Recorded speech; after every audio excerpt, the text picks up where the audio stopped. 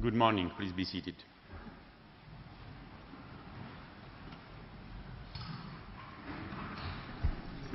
The sitting is now open. The court meets this morning in order for Serbia to continue its second round of oral argument, and I shall now give the floor, as I see, to Mr. Jordaš. You have the floor.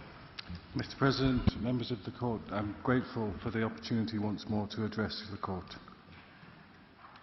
As outlined yesterday, having asserted that the respondent does not advance a positive case, the applicant went on to advance what it termed its positive case, namely a pattern of purposeful action. Taking 17 factors as its starting point, the applicant then identified and addressed three critical issues: context, patterns of behaviour, and opportunity. I would like to now respond to the applicant on these issues. As I will demonstrate, the applicant refuses to address the totality of the evidence on these issues in order to bolster a demonstrably flawed case. Turning to context, the applicant claims that each of the first four factors, and then all 17 taken together, provides the overwhelming inference that there was genocidal intent. As far as the applicant is concerned, the critical factors are the first four. They are as follows: the political doctrine of Serbian expansionism, which created the climate for genocidal policies aimed at destroying the Croatian population living in areas earmarked to become part of Greater Serbia; the statements of public officials, including demonization of Croats and systematic incitement on the part of state-controlled media; and the fact that a pattern of attacks on groups of Croats far exceeded any legitimate military objective necessary to secure control of the regions concerned; and finally, contemporaneous video footage evidencing the genocidal intent of those carrying out the attacks, by which I imagine the applicant means evidence of the ferocity of the military attacks and/or the threat of attack. According to the applicant's thesis, these factors were the cause or the result of a singular chain of events that establishes a textbook case of, quote, milestones on the journey towards genocide, close quote. We are told that the identification of the target group became the first stage of genocide, as Lemkin observed back in 1944.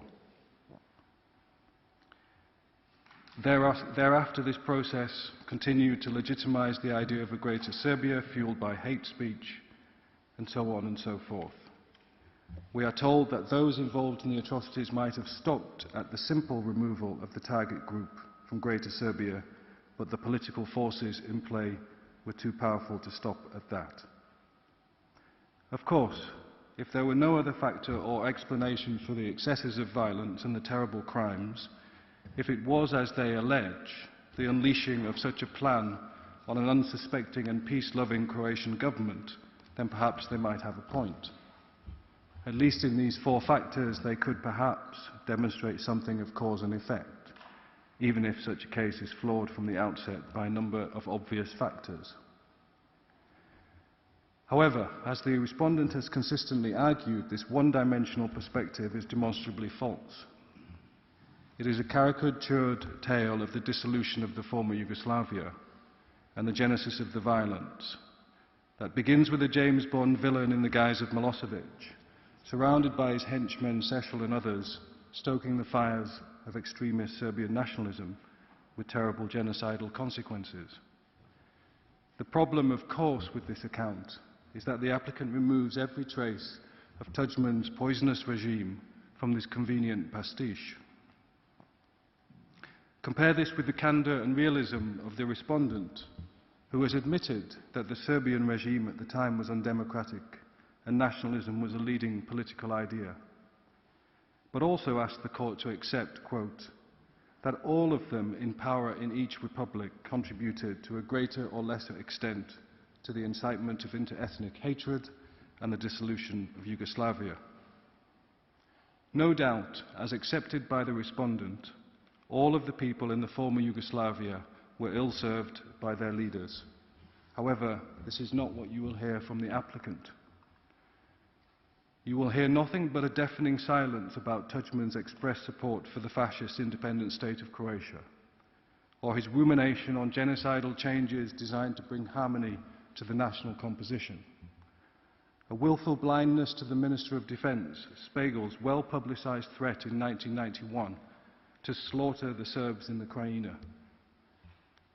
Nothing about President Tuđman's hate-filled administration or how it must have been received by the ordinary folk of the Krajina, or how it must have impacted upon the nature and degree of the violence that fanned out across the region.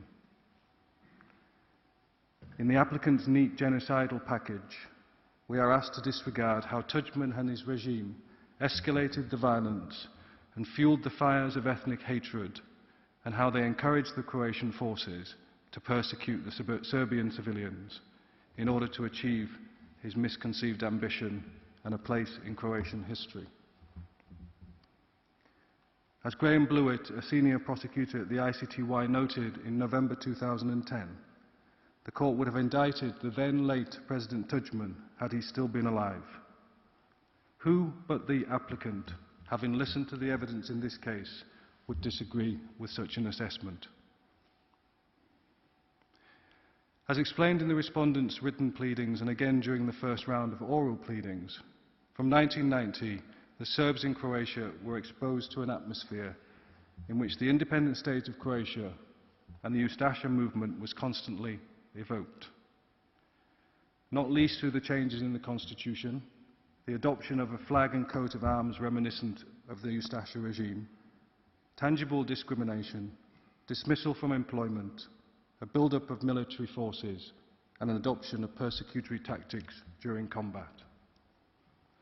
The respondent will not reiterate this evidence, but it is relevant and probative and cannot sensibly be ignored.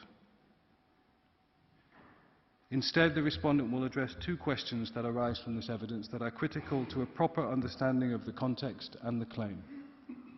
First, the claim that the Croat population were unarmed and the helpless victims of the Serbian military. And two, the claim that the Croats were not responsible for a myriad of similar crimes. Despite the applicant's protests, the ICTY and non-ICTY evidence provides clear answers to these questions. The applicants claim that the Croat population was unarmed and the helpless victims of the Serbian military. The Stanisic and Samatovic and Perisic findings at the ICTY established ferocious combat on both sides. Despite the claim that all that existed by way of military support for the Croats were lightly armed civilian defenders, the evidence of well-armed and well-motivated Croatian military formations is crystal clear. Even if the applicant's claim was true, it is plain that the relative size of military forces is only a part of the relevant context. History is littered with examples of guerrilla forces withstanding and sometimes defeating much larger and more conventional forces. From the Mujahideen who fought the Russian army in Afghanistan between 1979 and 1989, the Revolutionary United Front in Sierra Leone, to the present-day Taliban in Afghanistan, who for 10 years have withstood the might of the largest and most powerful military force that has ever existed. Indeed, it is guerrilla forces lacking an equality of conventional arms which fall back on terror and persecution as a means of achieving their objectives. As found by the Martic trial chamber, at the same time as the Krajina Serbs were creating the TO and police forces, the Croatian army was, inter alia, forming a special military unit, the ZNG, which was employed in the hostilities. In January 1991, a federal secretarial report reached the SFRY presidency, reporting that in Croatia, arrests had been made for organising and arming illegal paramilitary formations and preparing an armed revolt. Croatian police were training for combat. Members of the illegal HDZ military organisation were transferred to reserve police structures at an accelerated pace. Anti-Serbian propaganda was being radicalised to an extreme. The Serbian populace was subject to provocations. The resultant fear and uncertainty meant, quote, that the Serbian population felt directly threatened and people were already beginning to flee, close quote. As Jovic, president of the presidency of the SFRY, confirmed in his last days of SFRY diary excerpts, the criteria for selecting paramilitaries included, quote, national affiliation, Croat, an orientation towards Croatian statehood and towards denying Yugoslavia, and the willingness to follow orders unconditionally. As was also confirmed, members of the Croatian government were involved in distributing weaponry and ammunition across Croatian territory to Croat nationals who were confirmed HDZ activists. As the diary noted, quote, tens of thousands of people have been armed and provided with up to 150 rounds of ammunition each. The diary also noted that on the 18th of January, Jovic had a confrontation with Mesic, the then Croatian president. Jovic tried to convince him that the Croats should surrender their weapons lest the JNA take them by force. In response, Mesic threatened to cripple the SFRY, threatening that the Croats would, quote, immediately withdraw all their people from federal institutions. They will call on all Croats, Slovenes and Albanians to desert the army and oppose it, and they will force a direct showdown with the army. After further argument, Mesic agreed to surrender 20,000 weapons. On the subsequent failure to do what he had agreed, Mesic later claimed that the weapons had been gathered up to the greatest possible extent. There is no dispute in this case that before the JNA became actively involved in the conflict, Croatian forces successfully blocked the JNA barracks in various parts of Croatia. According to the Mrksić judgment, from 9th of May until 4th of August 1991, 340 attacks were carried out against the JNA and staff in Croatia.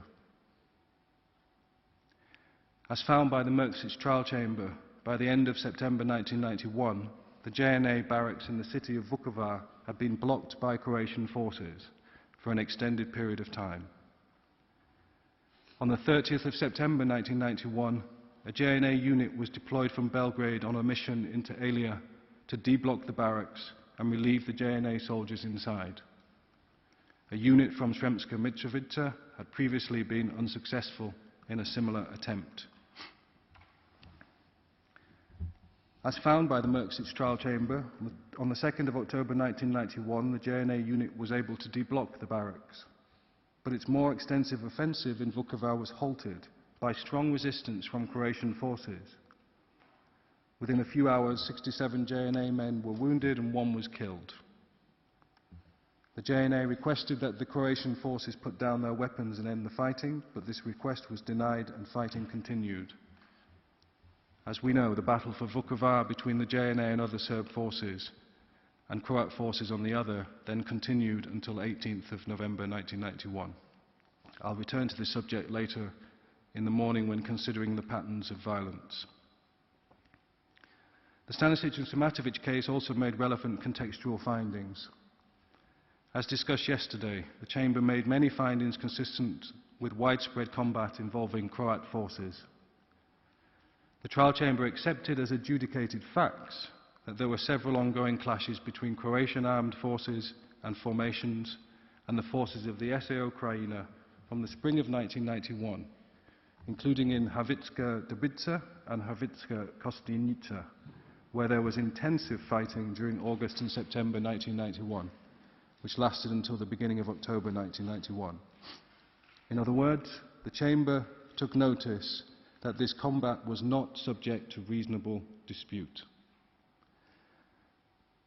The trial chamber took the same approach with regard to combat between Croatian armed forces and formations and the forces of the SAO Krajina from the spring of 1991 in other locations. The trial chamber found that in March 1991 there were armed clashes between the Croatian MUP special forces and the police of the SAO Krajina in Pakrac in western Slavonia, and in Plavici between Titova, Korenica and Sarabosko. In both of these clashes, the JNA intervened to separate the two sides. As found by the Stanisic and Samatovic judgment, the attack on the Glina police station in early summer 1991 began as a result of a Croatian police attack. Thereafter, fierce fighting for control over the area around the Glina station and the surrounding fortifications ensued. The applicant's witness, who appeared in this courtroom and testified to these events, was not prepared to admit this, although she did admit that the Serbian women and children were running from their subjective fear of the Croatian police. The Stanisic trial chamber found objective facts that explain that fear. I could go on, but the court may be relieved to know that I will not. Where do we find commentary on these issues in the applicant's case? Instead, we get the continued insistence that all that existed were hapless civilians desperately defending their homesteads, and a rather curious claim that all combatants should be regarded as civilians. While this may have been true on occasion, and it may have been true that for some time the Serb forces outgunned the Croat forces, this is a claim designed for no other reason than to convince the court that all military action by the Serb forces is evidence of a genocidal plan. Such a claim is not supported by the ICTY or non-ICTY evidence. Moreover, the proposition advanced by the applicant last week to the effect that the court should regard those with weapons in precisely the same way as those without is a dangerous submission in the context of basic tenets of international humanitarian law. The applicant seeks not only to blur the distinction between civilians and combatants, but also to render opaque basic questions of proportionality. This submission risks creating the very protection gaps that the applicant claims to want to avoid.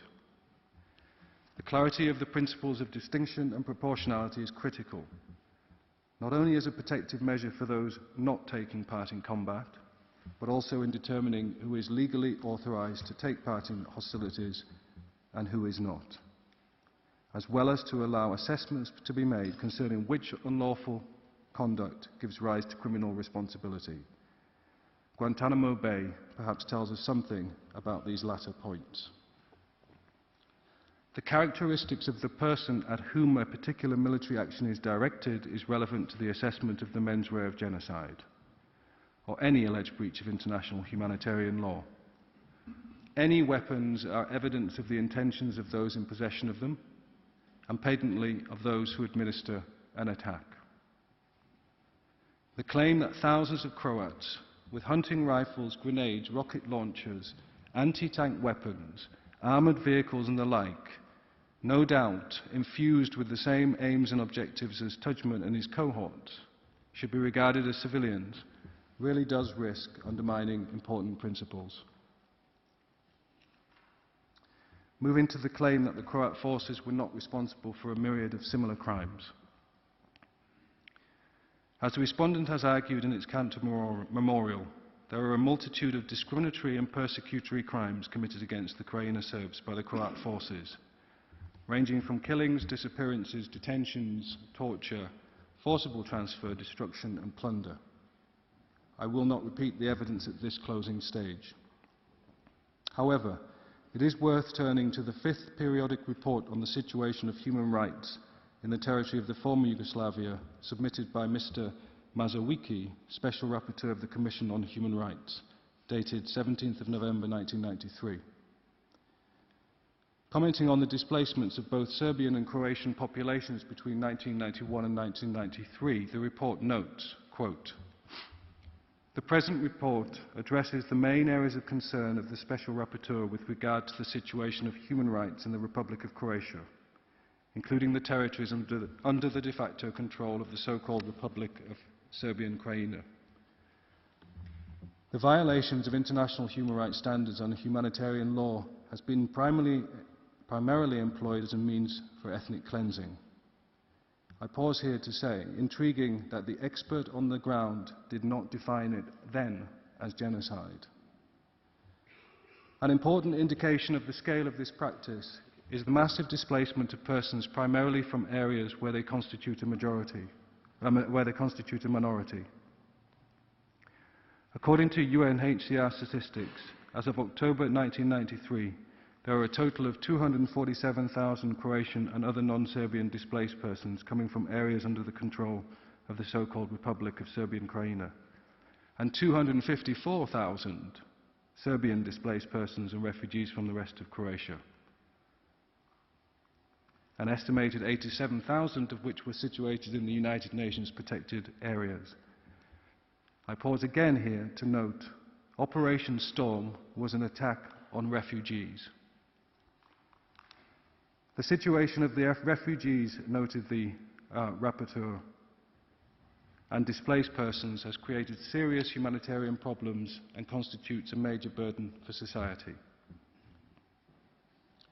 No doubt, as the Martix judgment found, many other offences were committed along the way and were a foreseeable consequence of these criminal enterprises.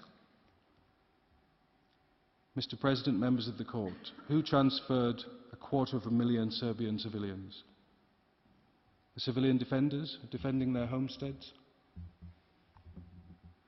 So to conclude the question of context, Mr. President, members of the Court, the respondent has just laid out a sprinkling of the relevant context that the applicant hopes you will disregard.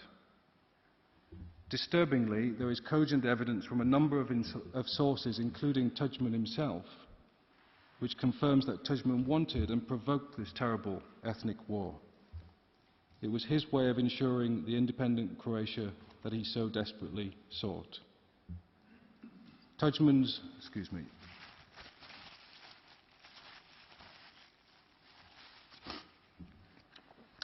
Minister of Internal Affairs in 1991, Josip Bolkovac, confirmed this in his testimony in 2009 at the trial of former Osijek Mayor Glavaš, who was tried for crimes against local Serbs. He stated, inter alia, quote, "Back then in 1991, Serbs in Yugoslavia were under attack, not Croatia, and Tuđman, quote, wanted the war at any cost," close quote. And further, quote, "The war was not a necessity, it was an intention. According to Tuđman's concept, Serbs had to disappear from Croatia," close quote. Tuđman, it appears, got the war he wished for, and his legacy is stained with the blood of his own and that of the Serbian people. Of course, as the ICTY and non-ICTY evidence confirms, he was not the only irresponsible or hate-filled leader. Irresponsible leaders on both sides persuaded the citizenry that they could not live together anymore and fueled a brutal war for territory and survival, full of violent excesses and persecutory crimes designed to punish and drive the people apart. To now claim that this was not, in part, due to the offensive military and civilian policies of Tuđman and his government does a disservice to logic, common sense and the truth. This is the context, and it cannot be ignored. And so the respondent suggests that the Court, instead of only looking at the applicant's first 4 factors, looks at them with at least 4 more in mind. At a minimum, the following needs to be taken into account. 1. The political doctrine of Croatian expansionism and an ethnically homogeneous Croatia. 2. The statements of public officials, including demonization of the Serbs and systematic incitement by the Croat leadership, which created the climate for war, persecutory crimes, forcible transfer and deportation. 3. The arming of the Croat population throughout Croatia. And 4. The use of the Croatian military forces to intimidate, discriminate and drive 250,000 Serbs from their homes in Croatia between 1991 and 1993. Each alone constitutes a strand that is essential to a more balanced account of the sources and patterns of violence that provide a better understanding of intention. Together they constitute a powerful repudiation of the applicant's claim to be the innocent victim of a genocidal campaign. Let me now turn to the issue of patterns of behaviour. According to the applicant, what makes the case so powerful is the interrelationship of ICTY findings in the body of witness evidence with regard to patterns. However, as a further examination of the Merksic and Martic cases on these issues demonstrates, this claim is without merit. There is nothing in the patterns of conduct identified in the cases that provide support for the applicant's case. Relying upon Merksic and secondarily Martic, the applicant asserts that the pattern was as follows.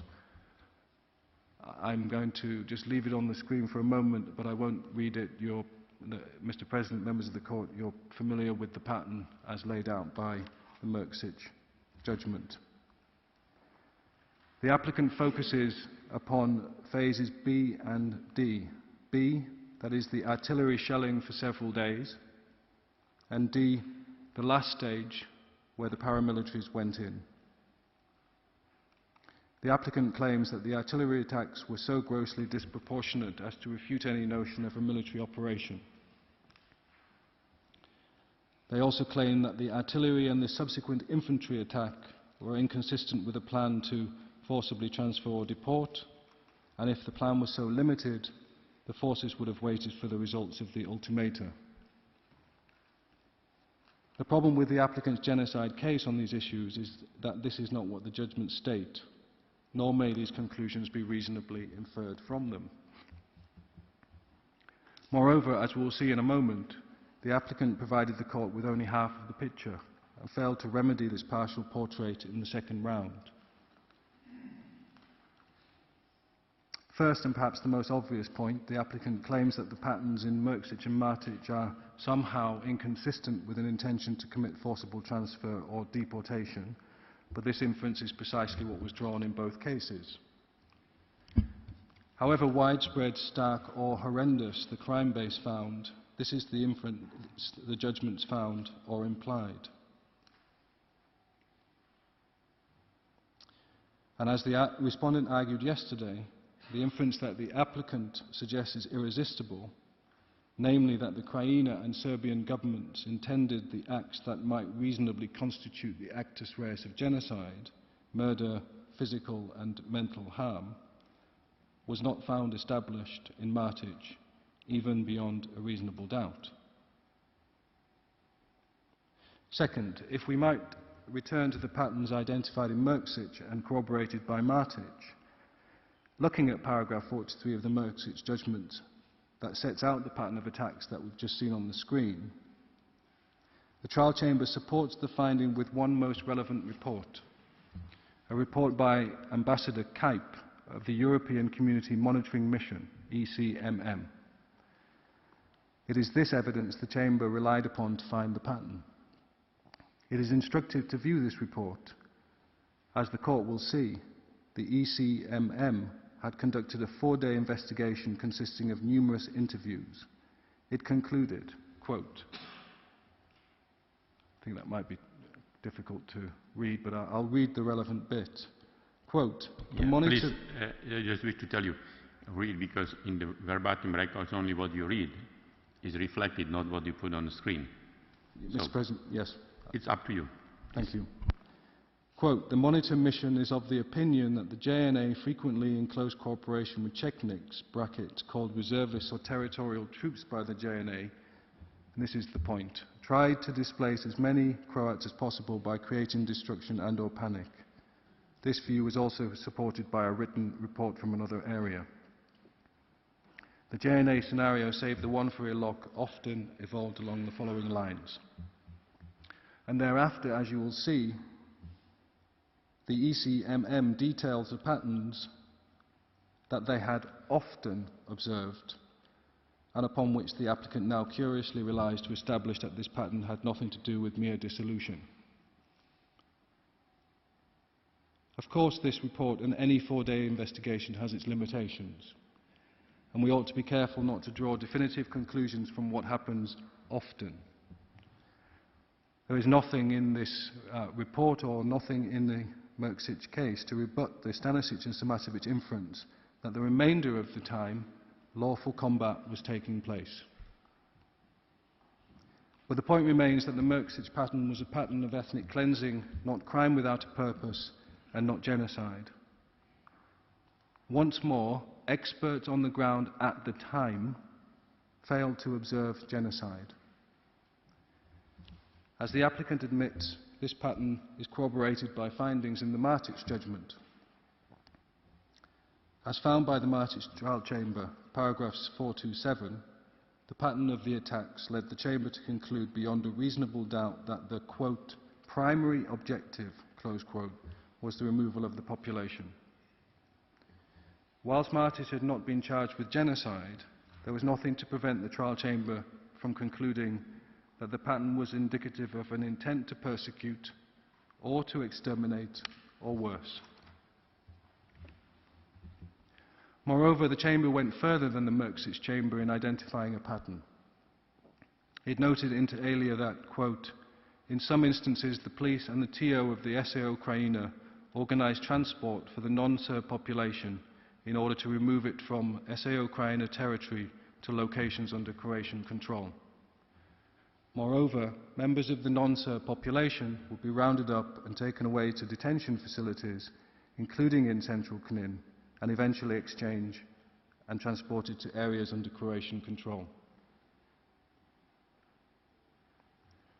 The chamber concluded the following, that, quote, based on the substantial evidence referred to above, the trial chamber finds that due to the coercive atmosphere in the RSK from 1992 through 1995, almost the entire non-Serb population was forcibly removed to territories under the control of Croatia. As I discussed at the beginning, this was mirrored on the Croatian side, with an equal number of Serbs being removed from the Croatian areas. Indeed, as the applicant's memorial confirms at numerous paragraphs, to a large extent one such removal led to another, with civilians moving into their counterparts' houses, as happened, for example, with Serbs who had been removed from Western Slavonia in 1992, who subsequently fled to Eastern Slavonia and removed Croats from their houses. A terrible process of tit for tat. As with the independent ECMM investigation, had the Martic chamber found that the primary objective of the pattern was something other than forcible transfer, there was nothing to prevent them from saying so. It would not have prevented them or the independent ECMM, which was not restrained by an indictment, from finding that the accused intended something more.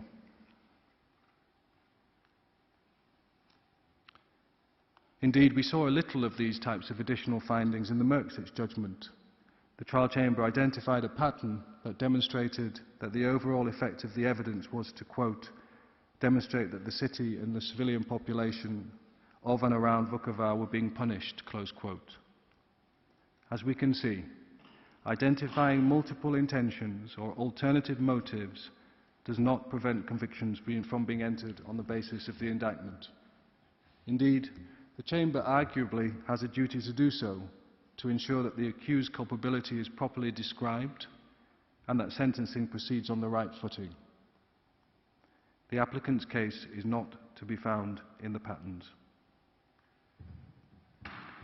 It is worthwhile examining the chronology of the Vukovar case to assess why the trial chamber in Merksic did not arrive at the conclusion that the Serb forces were seeking destruction. It is worthwhile dividing the Vukovar operations into two phases. The first was the fight to take the city, and the second was the evacuation and crimes upon the Croat forces that took place after the surrender. I will look at the second phase in my concluding remarks. For the moment, my focus is on the 3-month siege or battle prior to the surrender. The following chronology taken from the Merksic judgment is instructive. First, by the end of September 1991, the JNA barracks in the city of Vukovar had been blocked by Croatian forces for an extended period of time. The JNA soldiers were unable to leave, they had no access to water and electricity, and were subject to weapons fire. By the 30th of September 1991, as I've described, a unit was sent from Belgrade to deblock the barracks. The 2nd of October 1991, the brigade deblocked the barracks. And then from the 2nd of October until the 18th of November, the JNA was engaged in attack operations in and around the city of Vukovar. And this is the beginning of the point. There was strong resistance from the Croatian forces that included the territorial defence, members of the Ministry of the Internal Affairs, the National Guard, and a small number of newly created Croatian defence forces. By the height of the siege of Vukovar, the number of Croat combatants may have reached 1,700 to 1,800. While ceasefire agreements were reached from time to time, both sides violated them. By the 8th of October, according to the Merksic judgment, all villages, Aringrad, Babska, Mohovo, Tavernik and Ilica, had been attacked by the JNA except Ilok. Most of the population was concentrated in Ilok. 17th of October 1991, around 8,000 of the people, mainly Croats, who were centred in Ilok, were forced by the circumstances to leave. By the 12th and 13th of November, there was street fighting close to the centre of Vukovar, and as we know, on the 17th of November, negotiations for surrender began. So a number of brief points, if I may. This chronology of findings explains the facts that explain why the Chamber did not find an intention to destroy, but only to punish. But it also further undermines the applicant's case with regard to what this operation involved. It is this chronology that led the Chamber to make the following two pivotal findings with regard to this first phase. First, quote, "What occurred was not, in the finding of the Chamber, merely an armed conflict between a military force and an opposing force, in the course of which civilians became casualties and some property was damaged. The events, when viewed overall, disclose an attack by comparatively massive Serb forces, well armed, equipped and organised, which slowly and systematically destroyed a city and its civilian and military occupants to the point where there was complete surrender of those that remained."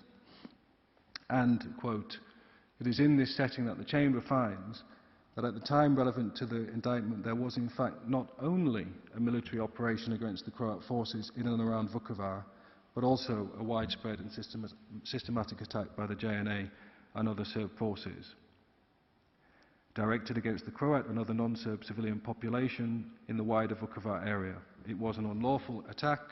Indeed, it was also directed in part deliberately against the civilian population, and the emphasis is mine."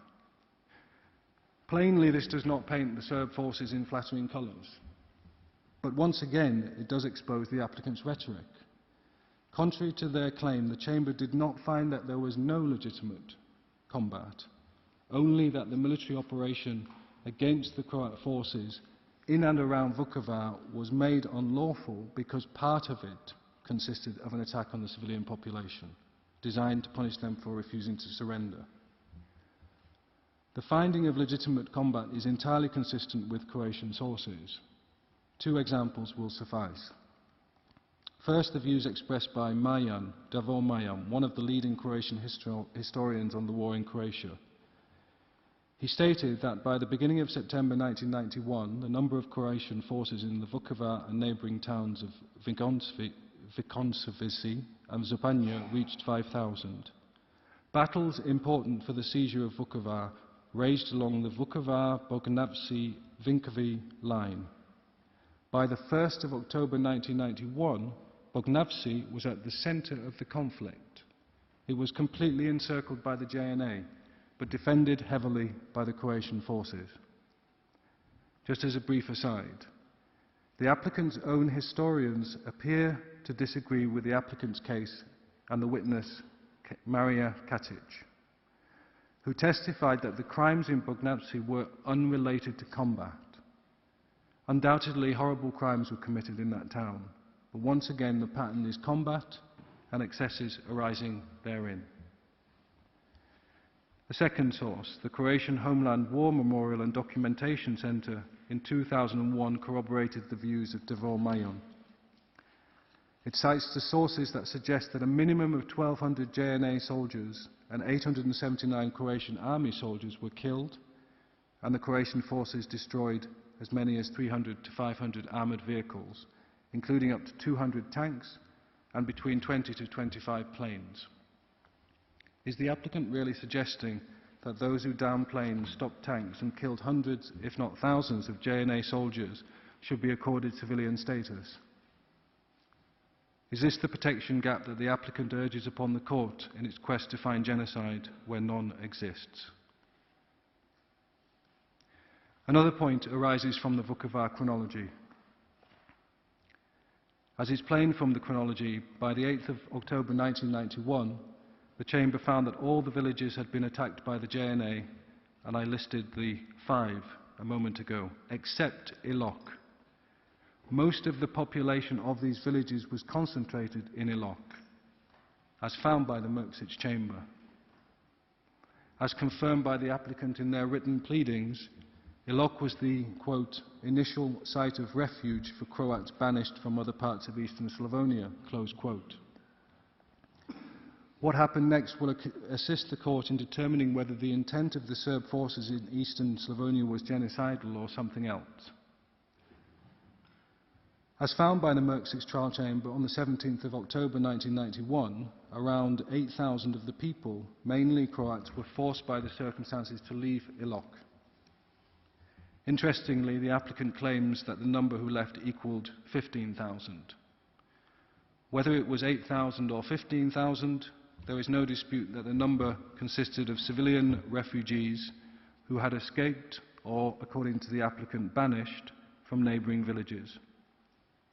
There is no dispute either that the departure of this group was one of the largest single incidents of departure of civilians from eastern Slavonia. As found by the majority in the Stanisic and Samatovic trial chamber, those who left Ilok did so after a referendum was held and that the citizens expressed a wish to leave for Croatia-held territory, as the JNA had issued an ultimatum to the armed formations in Ilok to surrender and disarm, and the citizens had heard of the conditions in the surrounding villages. The trial chamber, having considered the evidence, that included detailed evidence relating to the surrounding villages, the majority, I should have said, not the trial chamber, the majority found that there was insufficient evidence to conclude that the environment was such that the inhabitants had no choice to leave and declined to enter convictions on the charges. Rather than genocide or even forcible transfer, the majority found that the combat that led to their departure from their homes and eventually from Ilok was in essence lawful. So to conclude on the patterns, there is no easy answer, but genocide is not one of the many answers.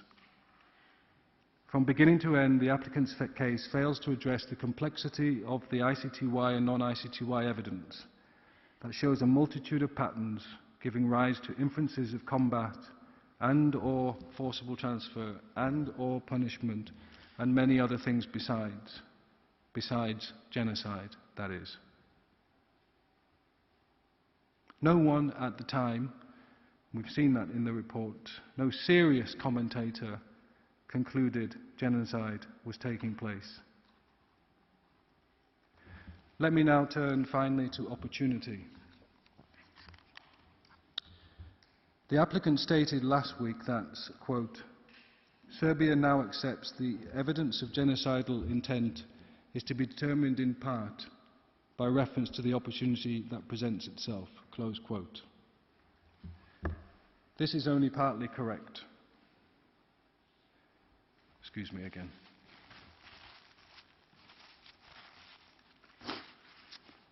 Serbia accepts that opportunity might play a role in the assessment of genocidal intent.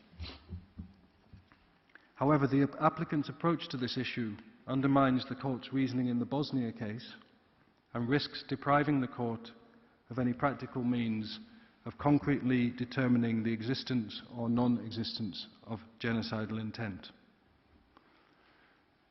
The subject of opportunity arose in the Bosnia case in one very specific circumstance, namely whether, and if so how, intent to destroy a part of a group might be inferred if an attack took place in a geographically limited area. What the court meant by geographically limited area needs to be explained, and I'll do so. However, the point is that it's important to hold on to the questions that were being asked by the court. In the Bosnia case, the court observed that it is, quote, widely accepted that genocide may be found to have been committed where the intent is to destroy the group within a geographically limited area. In the words of the ILC, it is not necessary to intend to achieve the complete annihilation of a group from every corner of the globe. The area of the perpetrator's activity and control are to be considered.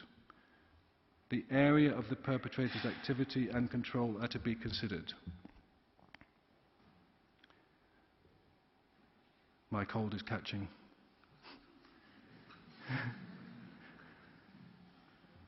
As must be immediately obvious, this is of little relevance to the applicant's case, which is premised on an attack throughout thousands of square kilometres of Croatia and without the glimmer of a restriction on the opportunities to destroy. This is the applicant's case, and I'll return to it in a moment. The court went on to say, in the Bosnia case, quote, as the ICTY appeals chamber in Krstić has said, and indeed as the respondent accepts, the opportunity available to the perpetrators is significant. This criterion of opportunity must, however, be weighed against the first and essential factor of substantiality. It may be that the opportunity available to the alleged perpetrator is so limited that the substantiality criterion is not met.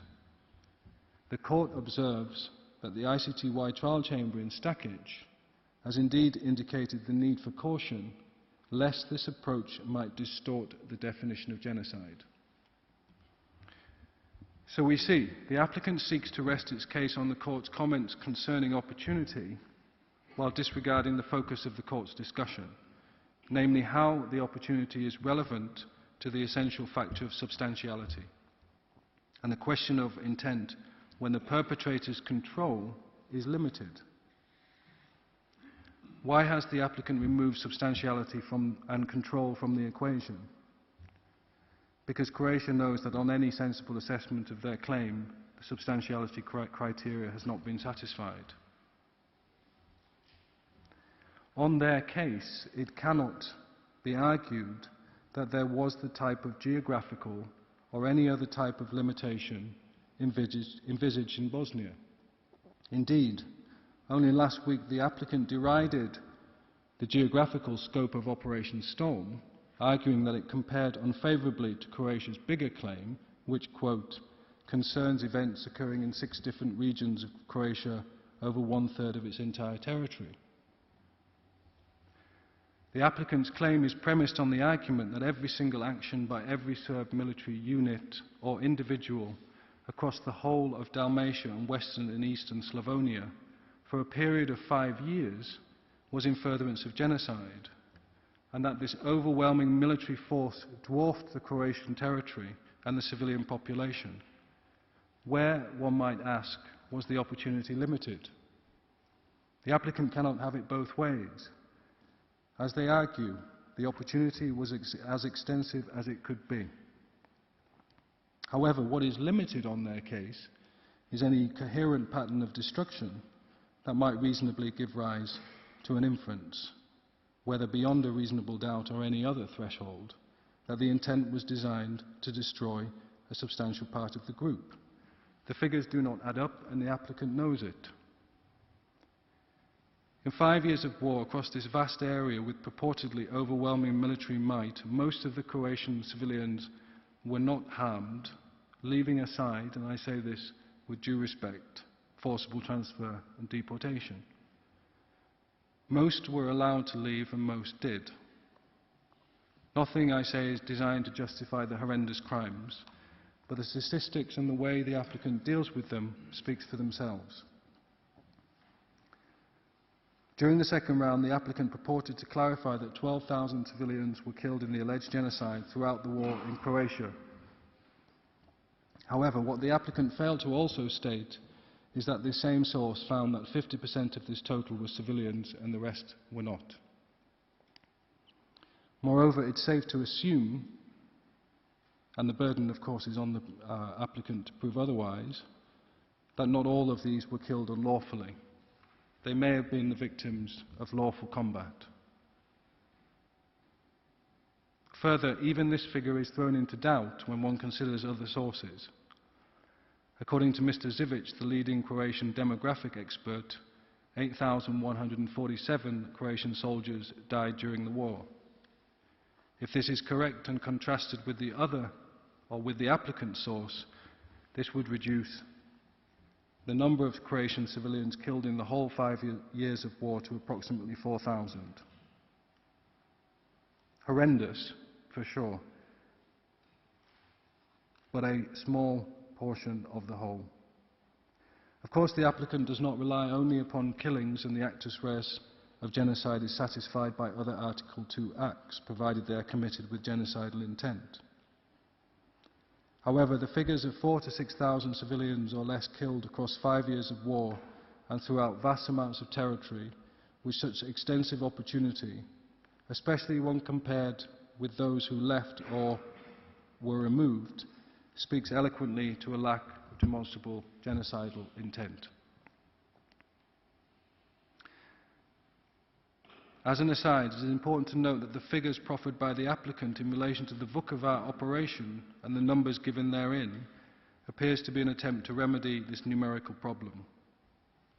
Even though the applicant claimed that the number of civilians killed in Phase 4, the applicant's Phase 4 of the Vukovar siege, was 2,000, scrutiny of the pleadings will show there is absolutely no basis for this assertion. The respondent will return to this issue this afternoon. Having realised this gaping lacuna in their case, the applicant has sought to shift the law. First we heard how substantiality had never been part of the law, and now this, an attempt to distort the Bosnia holding with regard to the significance of opportunity. And where has the applicant ended up? In the middle of Professor Sand's Hamlet thesis, wherein he argued that the intention to destroy the group or a substantial part of the group might be discerned from an attack on a state or a region or a town or a village or a hamlet or even something smaller. Further, the applicant also distorts the respondent's submissions on the issue by asserting that Serbia agrees with this attempt to remove the substantiality requirement because the respondent, quote, told the court that the intent to commit genocide can be found where only a few Article 2 acts occurred. The applicant appears to suffer from a bout of wishful thinking, which may easily be cured. This is not what the respondent said, nor did this court in the Bosnia case. On the contrary, the court and the ICTY ruled that geographically limited areas may well present a problem with regard to inferring such intent. Quote, lest this approach might distort the definition of genocide, close quote. Of course, this is a question of evidence and not strictly a question of the substantive law. How to infer intent to destroy in whole or in part from deeds done. The substantiality factor is critical to this assessment.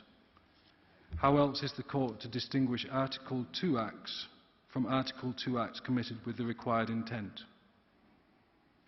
How can an attack on a hamlet that kills or physically harms 4 people for wholly personal reasons, devoid of genocidal intent, be distinguished from an attack that results in the same, but committed with genocidal intent? That is the fundamental problem with Professor Sand's Hamlet thesis. To be or not to be genocide, that is the unanswerable question. Let me take a down-to-earth example. One of the men from the gang called Siltovi, whom Ms. Milic testified to terrorizing her village, breaks into her neighbour's house and steals all the valuable items. In order to destroy the evidence of their crime, they kill every member of the Croat family and burn the house to the ground. They have taken every conceivable opportunity to destroy. On the applicant's interpretation of the law, they are more likely to have genocidal intent because they took every opportunity available to them at that time to destroy. Of course, this does not follow.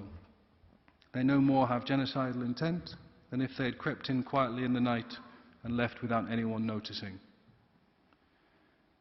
Opportunity, when viewed on its own, may lead us down this seductive but wholly erroneous path, which is where the applicant wants to take the court. Contrary to the impression the applicant wants to convey, removing the substantiality requirement and replacing it with opportunity does not strengthen the Convention. It renders its protections illusory and undermines its utility. Everything and nothing looks like genocide. Substantiality provides the court with a practical means of determining the question of intent. In this circumstance, the question of overall opportunity may tell us something about intent with regard to the whole or part of the targeted group. It speaks to whether the perpetrator's destruction would have gone further but for manifest limitations of control. As the parties have agreed elsewhere, the question of intent to destroy, in whole or in part, is to be inferred from a range of factors. I will not rehearse them here. I'm sure the court has them in mind. As the court ruled in the Bosnia case, the specific intent to destroy the group in whole or in part, quote, has to be convincingly shown by reference to particular circumstances, unless a general plan to that end can be convincingly demonstrated to exist. And for a pattern of conduct to be accepted as evidence of its existence, it would have to be such that it could only point to the existence of such intent, close quote. In circumstances where there is a general plan to that end, only a few Article 2 acts may be required. Back to the Siltovi gang example I gave a moment ago.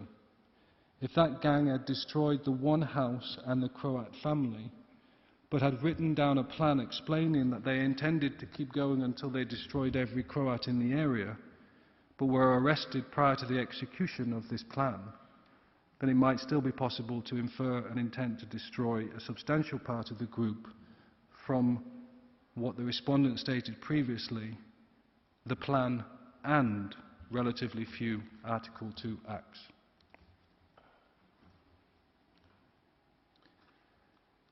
The applicant's overall claim that whenever, quote, the advancing Serbs were presented with an opportunity either to move their hapless, bombarded victims on, to expel them or to destroy them, the result was the same in almost every case.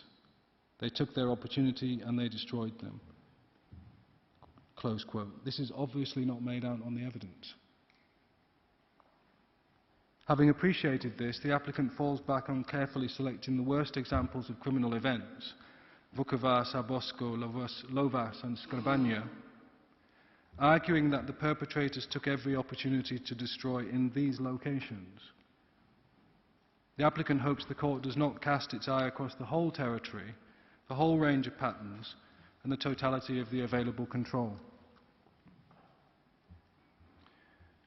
So to conclude the question of opportunity, the applicant has offered no explanation as to why an army of this purported size and capability, hell-bent on destruction, would only launch an infantry attack or allegedly send in the paramilitaries after days or weeks of the shelling of the location, the issuance of an ultimatum, and consultation with the local authorities. The question of whether an attack took place with or without waiting for the results of the ultimatum does not circumvent the need to answer this question. The applicant has offered no meaningful argument on the Martic finding that the overwhelming number of civilians were permitted or allowed or forced to leave the region. The respondent takes no issue with the applicant's submissions that the actus reus for genocide can be constituted by acts other than killing. Serious bodily and mental harm, for example, are obviously sufficient if committed with genocidal intent. And obviously an assessment of intent does not require that the whole group was physically killed. However, the applicant still needs to explain why, considering the overall geographical level of control, the majority of the civilians were not killed or subject to acts that might give rise to the inference that this was the prevailing intent, whether in the immediate or the longer term. Moving to my concluding remarks, I want to try and pull some of these threads together. The applicant fails to fairly address the issues that are critical to its claim. As is clear, the real point in this case is not whether the Serb forces did or did not commit crimes, but whether the overall pattern of crimes show that genocide was taking place. Despite the horrors of widespread crimes, the answer to this question is abundantly clear. Whilst purporting to examine the context, patterns of behaviour and opportunity, the applicant twists and turns to escape the obvious conclusion. The applicant's approach to the killings of Ovčara, surely the high point of their claim, is emblematic of this approach. The applicant's critique of Mr. Obradovic's reliance upon two examples of how civilians were evacuated from eastern Slavonia, including Vukovar, is an example of the alarmingly reductionist approach that the applicant seeks to adopt. We are being led to believe that because some of the Serb forces committed crimes at Velepromet and Ovčara and took the opportunities to do so, ipso facto genocide is established. The applicant falls back on this easy critique because an examination of the causes of this incident, situated in the war, and the protagonists, the patterns, and a holistic approach to opportunity exposes the lack of merit in the claim.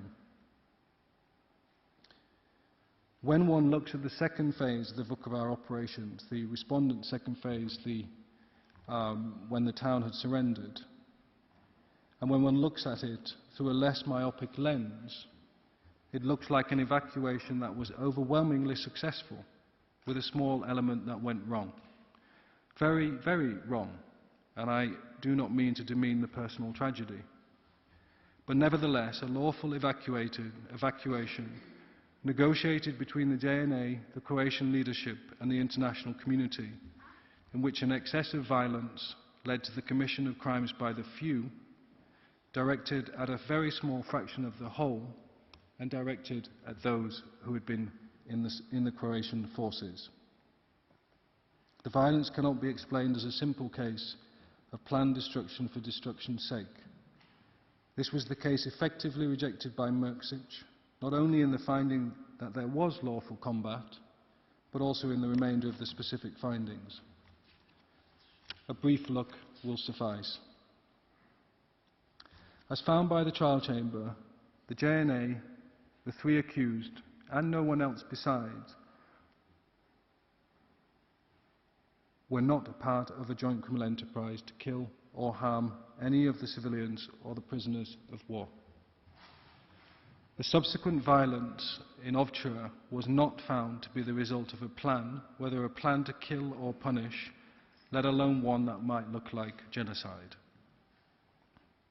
Indeed, the Chamber found that on the 20th of November 1999, the JNA did delay the ECMM monitors and the ICRC representatives, but that was in order to advance a lawful plan.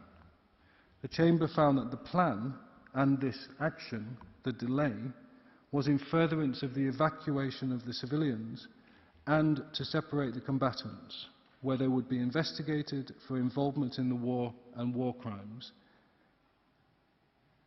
This was perfectly lawful, even if it didn't go according to that plan. The Chamber held that the, quote, purpose of the selection and removal of not less than 200 members of the Croat forces from the Vukovar hospital was for them to be taken into JNA custody, transferred to a prisoners of war facility, perhaps at least in some cases for questioning as war crime suspects and trial, and subject to that for a prisoner of war exchange at a later time, close quote. The Mrksic Chamber found that, quote, security measures put in place at times in the afternoon of Ovčara by JNA military police, albeit temporarily and insufficiently, preventive effect being given to any common purpose as alleged, which tends to contradict the proposition that there was any common purpose as alleged involving JNA troops under the command of any of the accused." Close quote. It's worth repeating, the Chamber found that JNA was not part of any plan to kill the men and there was no criminal purpose at all. When the applicant talks of a moment to test the true intent of the Serb forces, perhaps we need to look no further. As found by the trial chamber, on the 18th to the 20th of November 1991, a system was put in place that was intended and did lead to the evacuation of the vast majority of the civilians, around 4,000 in all, to either Croatia or Serbia. The evacuation was assisted by the JNA. At the very least, this pattern of evacuation sits uneasily with the claim that the Serb forces were hell-bent on destruction. As the applicant noted, the city was on its knees, a brutal battle was over, the opportunity for destruction was optimal, yet the pattern was clear. There were almost to a man, woman and child transferred to Serbia and Croatia. The number of those who were killed was horrendous, but it was a tiny fraction of the whole. It was a personal tragedy for the individuals and their loved ones, but not something that was aimed at or capable of undermining the physical existence or biology of the group. There is also no dispute that the perpetrators of the 194 killings at Ovčara acted in the understanding that their acts were directed against members of the Croatian forces. It was not an attack against the civilian populations as such. That is what the trial chamber found, and that is why the trial chamber declined at paragraph 481 of the judgment to conclude that it was a crime against humanity. The applicant argues that Mr. Obradovic's example of the evacuation of 250 women and children and others on the 20th of November 1991 is misleading because this evacuation was heavily monitored by the ECMM and the ICRC, and that this has to be contrasted with what happened at Velepromet and Ovčara. However, this analysis, while seductive, does not address any of the aforementioned context or patterns. It does not explain why the Merksits chamber found that throughout the evacuation, the Serb forces distinguished between the civilians and the fighting forces, and why all of the civilians and the overwhelming vast majority of the armed forces were all evacuated with or without monitoring. It does not address why the pattern of evacuation looks a little like the Merksic or Martic pattern, or even more like the pattern found by the Stanisic trial chamber of lawful evacuations in Ilok in July 1991. The applicant prefers to focus on the highlights of the abuse, as if this is sufficient to demonstrate genocidal intent. The applicant takes a similar approach to the agent from Serbia's second example, namely the fact that 2,786 Croats, including more than 1,000 men imprisoned with Mr. Kozul at Stachijevo, were released not killed. The applicant appears to accept that these men were not intentionally killed and that the ICRC was given access to the camp, but argues that those detained were, quote, mainly civilians, close quote, and that the Serb forces took the opportunity to commit other genocidal acts. The applicant makes a valid point, which I've repeated several times, about the need to look beyond the crimes of murder, because the actus reus of genocide is satisfied by other Article 2 acts committed with specific intent. However, once more, the applicant falls back on opportunities taken and the highlights of the abuse, rather than the context, the patterns, and other salient issues that might illuminate intent. First, the applicant asserts that those detained were mainly civilians, but fails to establish this fact.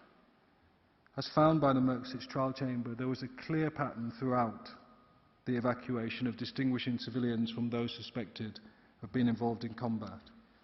The men were detained as prisoners of war. As confirmed by Mr. Kozul, the men were separated from the women, children and the elderly and released.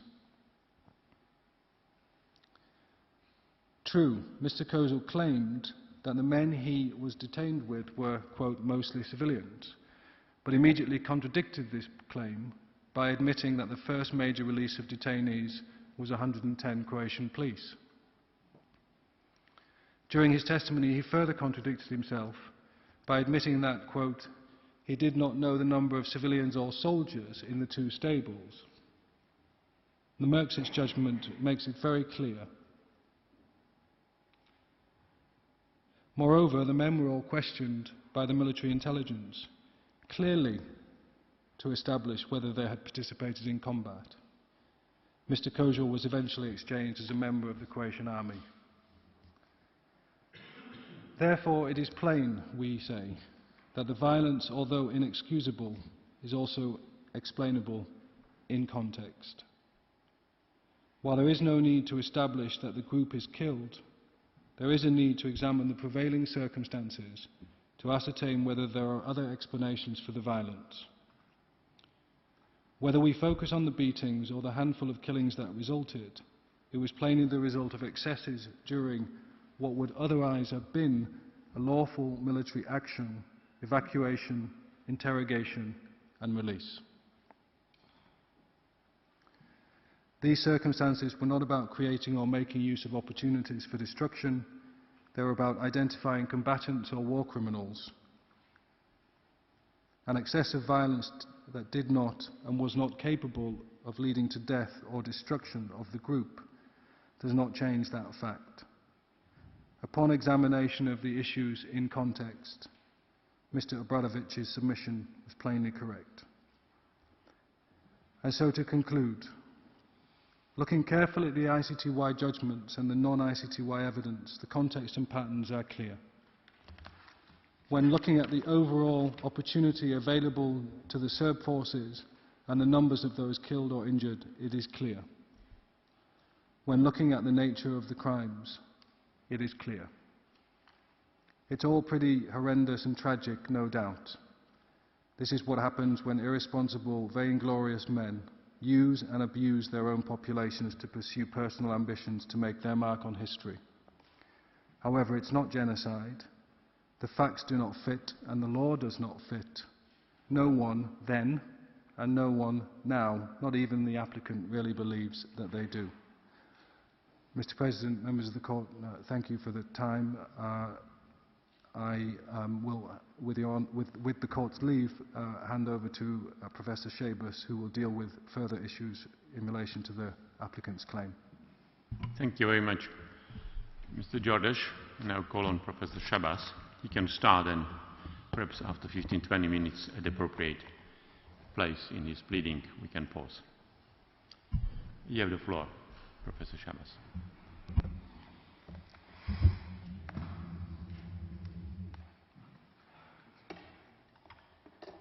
Thank you very much, Mr. President, members of the Court. This morning, in response to the applicant's oral pleadings of last week concerning its claim, I would like to draw the attention of the Court to a number of issues. First, I will discuss the actus reus of the crime of genocide and the interpretation of Article 2 of the Convention. I will then address the relevance of the issue of missing persons to the crime of genocide. Next, I will turn to the standard of proof to be contemplated in light of the judgment in the Bosnia case and relevant case law of other international tribunals, in particular the regional human rights courts, notably the European and Inter-American Courts of Human Rights, as well as the ICTY, bearing in mind the question from Judge Cansado. And I will conclude my presentation with some remarks on the ICTY Tolomir case. There are differences of opinion between Croatia and Serbia about the construction that is to be given to Article 2 of the Convention. One of these concerns the notion of actus reus.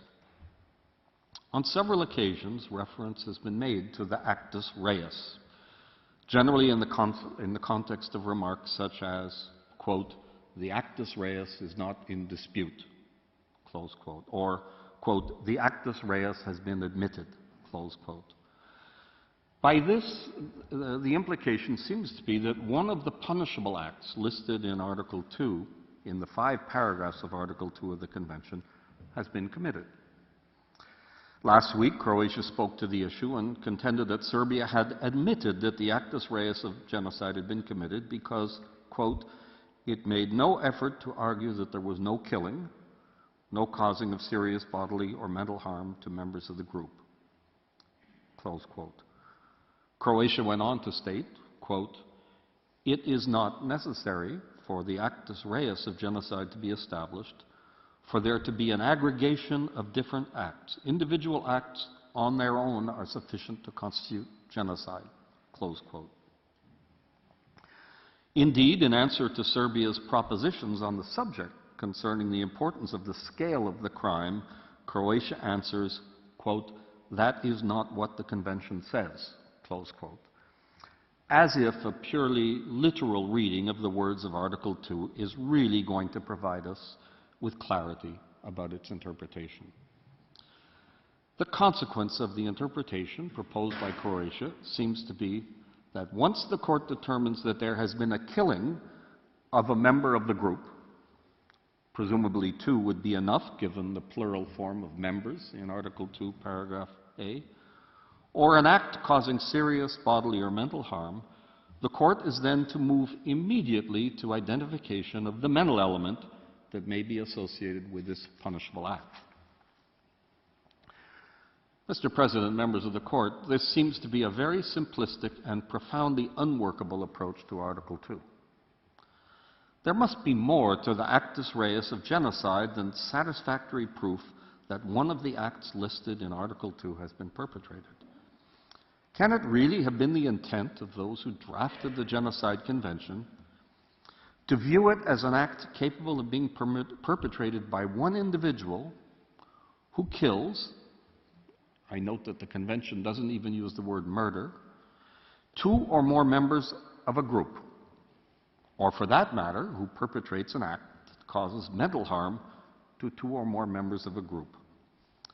Such an approach reduces the crime of genocide to an absurdity and makes the distinction with ordinary crimes almost impossible to discern. The Genocide Convention, let us not forget, was adopted in the context of and largely in reaction to the murder of 6 million people. This was the nature of the evil that the drafters intended to address. This context of the adoption of the Convention is surely not without relevance to its interpretation.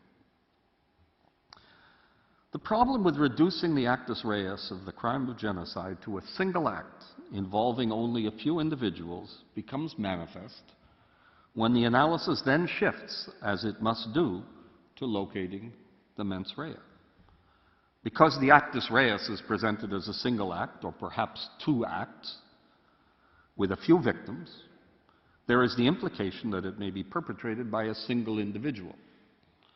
The question then arises whether the individual had the intent to perpetrate the crime, and if so, according to this thesis, the terms of Article 2 are fulfilled. And one consequence of such an interpretation is that it unlocks the door to the International Court of Justice, pursuant to Article 9, to the extent that the acts of a single individual involving a few victims can be attributed to the state through the rules on state responsibility. With great respect, this does not make much sense.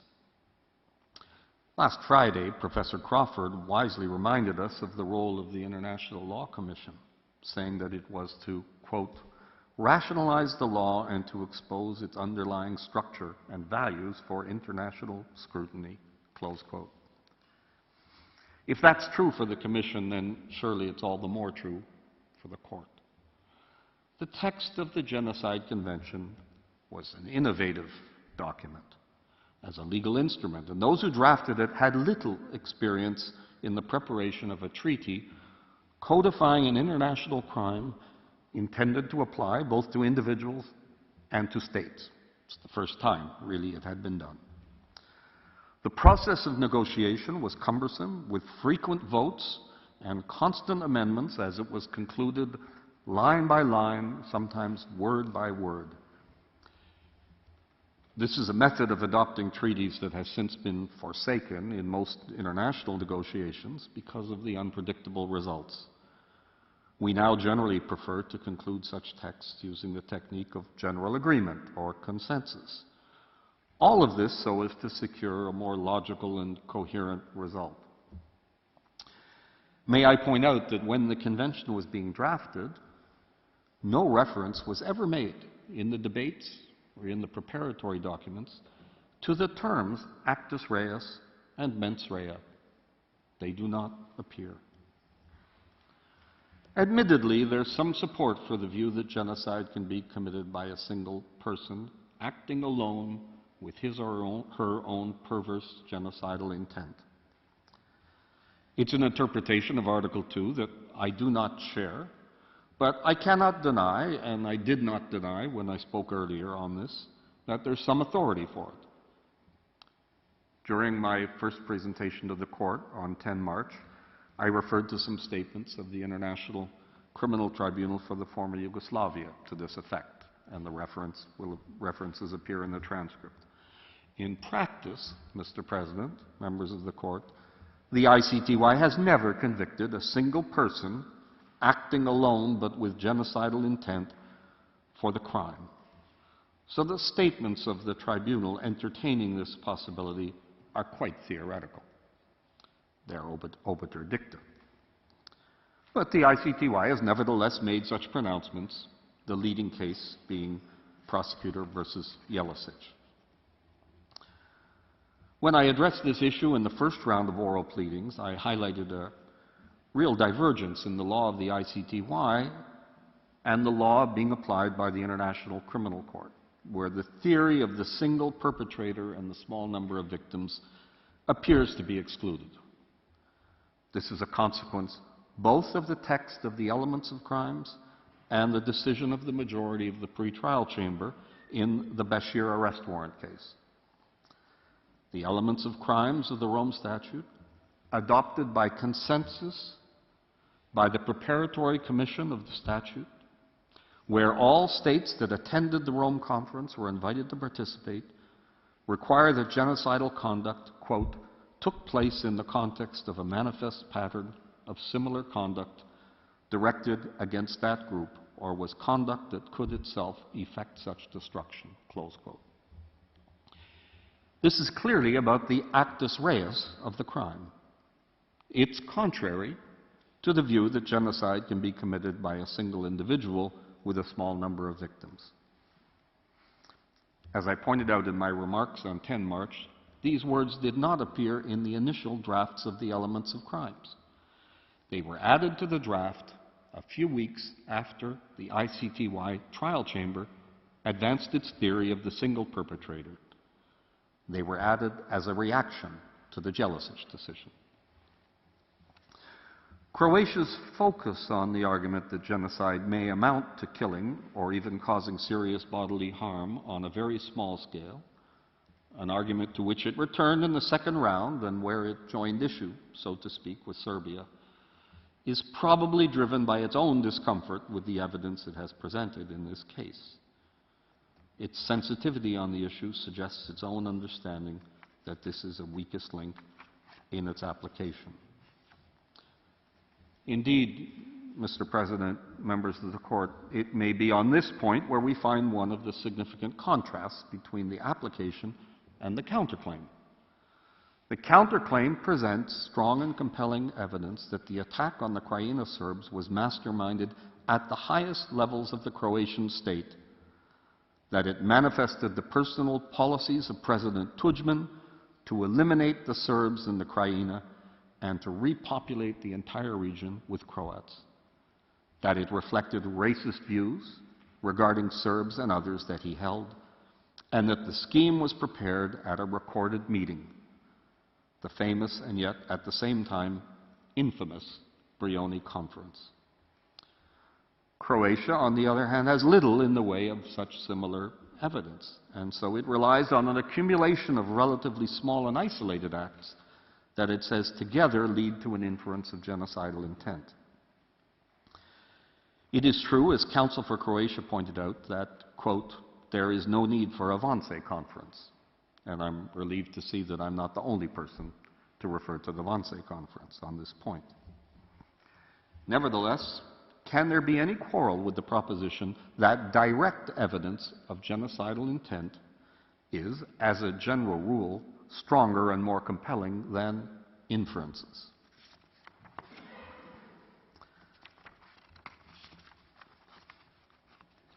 Mr. President, 2 or 3 more minutes on missing persons, and then I'll propose Please proceed. The issue of missing persons has always figured prominently in Croatia's submissions, and there's a significant part of its conclusions addressed to this important issue. However, I do not believe that the applicant has ever been heard to claim that disappearance itself was an act of genocide until its submissions last week. I think it seems a bit clumsy to suggest that cases of missing persons are necessarily equivalent to the crime against humanity of enforced disappearance, which has its own body of sophisticated legal principles. For the purposes of the discussion, let me remind the Court that enforced disappearance is defined in the recently adopted United Nations Convention, where it refers to, and I quote, abduction or any other form of deprivation of liberty by agents of the state, and then, quote, followed by a refusal to acknowledge the deprivation of liberty or by concealment of the fate or whereabouts of the disappeared person. This definition does not apply to all persons who are missing in the course of an armed conflict. Enforced disappearance is not the correct term for all persons missing in war. That would be an unreasonable application of its terms and one inconsistent with state practice. It is, of course, quite true that international human rights courts have confirmed that enforced disappearance may be a continuing violation. But of what? Not a violation of the right to life, with which the acts in Article 2 of the Convention bear an analogy. The case law of the Inter-American Court of Human Rights and the European Court bear this out. The reason why it may be a continuing violation of human rights is that the family of the victim is subject to ongoing mental harm, and this brings into play the prohibition of ill treatment, or because of the procedural obligation to investigate the crime. This is what the case law of the human rights tribunals shows us. We're not talking about the procedural dimension of a human rights obligation here, but rather about a crime, where continuing proof of intent is required. If the crime continues today, as Croatia seemed to suggest last week, then so must the intent. Is Croatia arguing that the genocidal intent still exists? The applicant has not previously made such an allegation, and it has not offered an iota of proof in support of such a claim.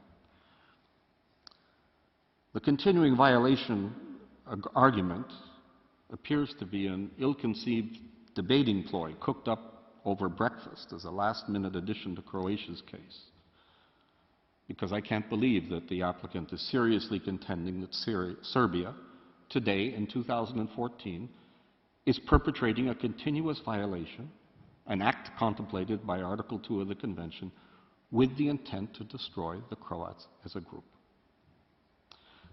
Mr. President, members of the Court, the issue of the missing may or may not be a violation of the European Convention on Human Rights.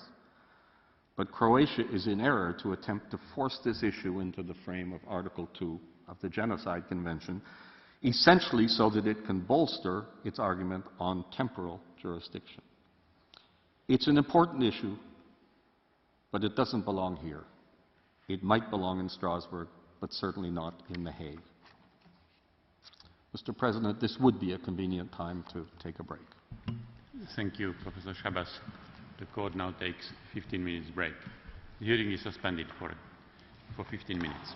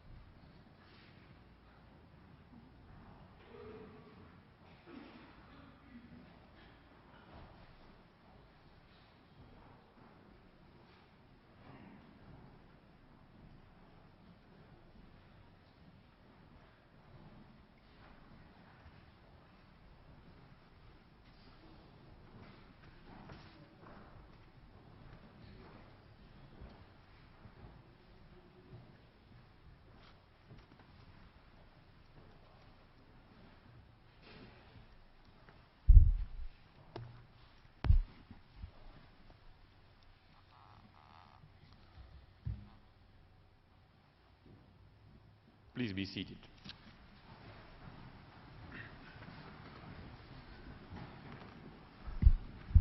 The hearing is resumed, and you can continue, Professor Shabazz. You have the floor. Thank you very much, Mr. President, members of the court. In Croatia's oral submissions last week, great emphasis was placed on paragraph 373 of this court's decision in the Bosnia case.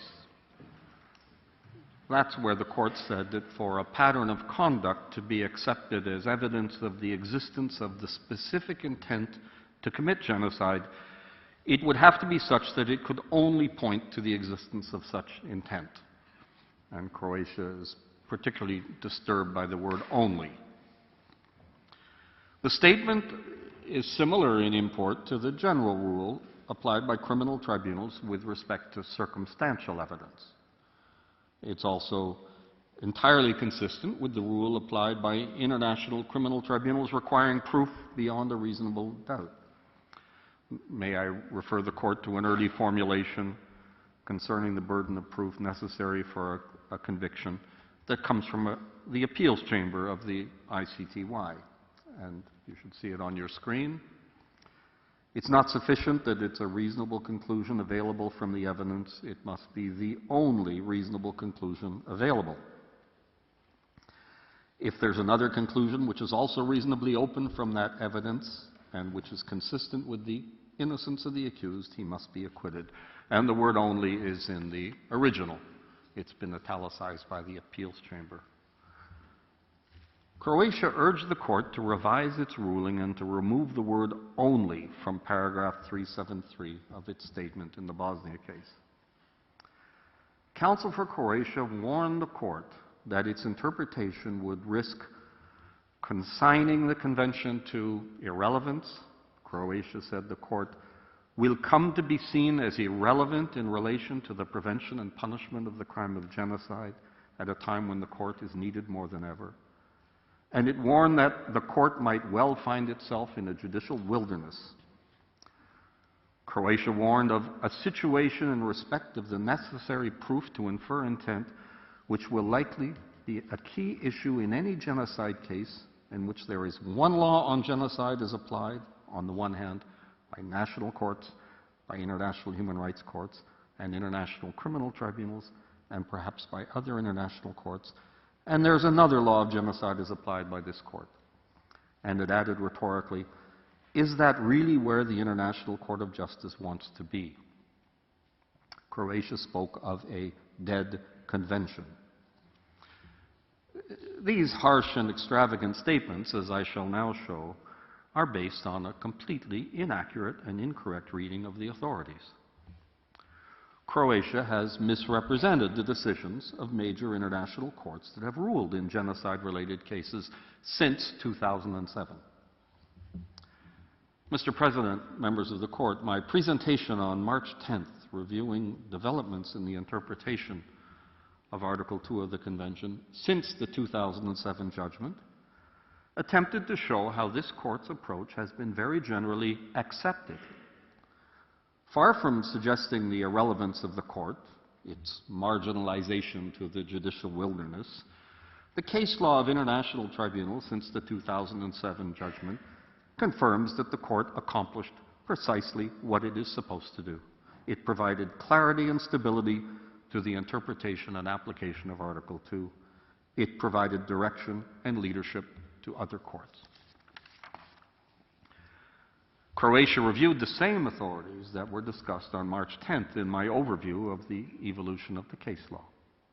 First, Croatia turned to the Jorgic decision of the European Court of Human Rights, as Serbia had done. Croatia said it was referring to Jorgic to point out that the approach of the German courts to issues of proof related to intent on inferred evidence departed significantly from that of this court, and that the European Court of Human Rights was content not to interfere with that approach, which it saw as fully consonant with international law. This is simply wrong. The issue before the German courts was not about inference of intent. The issue before the European Court of Human Rights was not about inference of intent. There were three issues before the European Court. The first concerned Articles 5 and 6 of the Convention and the claim that the German courts had not complied with that provision because they were acting on the basis of universal jurisdiction. That debate had nothing whatsoever to do with inference of intent.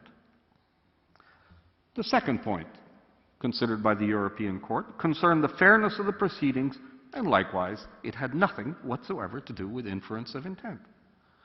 And the third concerned Article 7 of the European Convention, which is the principle of legality, and Jorgic had argued that the German courts had applied a broad definition of genocide, extending it to destruction falling short of physical destruction, and he said this was inconsistent with Article 2 of the Convention and with customary law. And it was in this context, of course, that the judgment of the ICJ arose. That explains why the European Court cited paragraph 190 of the Bosnia judgment, where the distinction with ethnic cleansing is discussed, and not paragraph 373, with which Croatia seems to be obsessed. I repeat, the Jorgic case had nothing whatsoever to do with inference of intent, contrary to what Croatia told the court last week. Counsel for Croatia then turned to the decisions of the ICTY in the Karadzic case that I presented to the court on 10 March in some detail. It's obvious enough from reading the excerpt of the appeals chamber decision produced by Croatia last week that while the issue concerned the nature of the evidence that might establish genocidal intent, the ruling had nothing to do with the standard of proof required to sustain a conviction. That issue simply does not arise at that stage of the proceedings in the context of a motion to dismiss charges pursuant to Rule 98 bis of the Rules of Procedure and Evidence. The only issue before the tribunal at that stage is whether there's any evidence that, were it to believed, could sustain a conviction. At such a stage in the proceedings, the court is never concerned whether an inference is the only inference, and nothing in the ruling of the appeals chamber disputes what this court said in paragraph 373 of the 2007 judgment. Nothing in the ruling is inconsistent with what this court said. It was with regard to the Karadzic proceedings that I had made a reference to res judicata in my earlier submissions. In its oral submissions, Croatia had attached significance to the fact that the appeals chamber in Karadzic had reinstated charges concerning genocide committed against Croats in Bosnia and Herzegovina. And in reply, I made the point that this court had already ruled on the issue and had rejected such an allegation in 2007. Of course, I took care, and it's clear from the transcript, not to say that there was res judicata in the strict sense, and that's because the technical requirements obviously were not met. I invited Croatia to address the substantive issue, but it chose to mock the suggestion with a childish point about pregnancy rather than speak to the substantive issue. Mr. President, members of the court, counsel for Croatia then turned to the ICC. I had made a number of points that I thought would be helpful to the court about the law of genocide before the ICC, and I note that Croatia has not really taken issue with the vast majority of them. Among them is the ongoing debate about the need for the act to be committed pursuant to a manifest pattern and capable of ensuring completion. And that is surely an issue of some significance here, given Croatia's theory about mini or micro genocides. It's a pity that Croatia didn't speak to that issue so that I could then use this precious time in the second round to respond to its views and clarify the differences between the parties to the extent that there are any. And instead, Croatia suggested that the Bashir arrest warrant decisions, there are 3 of them, in some way bolster the theory Croatia's adopted about paragraph 373 in the 2007 judgment. And once again, Croatia simply misread the authorities. The ICC did not speak to the issue of the evidentiary standard for proof of genocide. That was not an issue before the ICC at that stage of the proceedings. The Bashir case concerned the evidentiary standard for issuance of an arrest warrant. It's a matter governed by Article 58 of the Rome Statute, where the words reasonable grounds are used. True, the ICC was considering the standard of proof applicable at that procedural stage. That is, the evidentiary threshold for the issuance of an arrest warrant, but not the standard of proof for conviction. And once again, as in Jorgic and Karadzic, the issue as to whether an inference is the only inference never presents itself. Croatia concluded its brief survey, in which it considered the same cases that I had reviewed on March 10th, with the following. And you see it on the screens. In short, Mr. President, it appears that no international court or tribunal has applied or followed the language adopted by this court 7 years ago. There are numerous instances of a lower standard being applied. Numerous instances. Did Counsel for Croatia really say that there are numerous instances of a lower standard being applied? Well, what are they? Because Croatia didn't cite any, unless the reference is to its careless misreading and misrepresentation of Jorgic at the European Court of Human Rights, Bashir at the ICC, and Karadzic at the ICTY.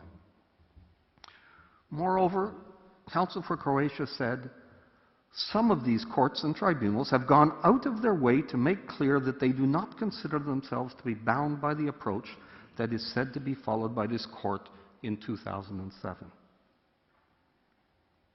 But again, I didn't find any examples, any references to this in applicants' submissions.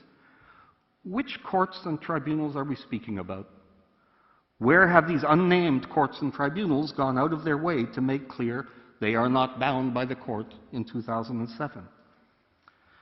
I suppose Croatia is being strategic, saving up these cases to spring them on the court on the final day, next Tuesday, when it's too late for Serbia to reply.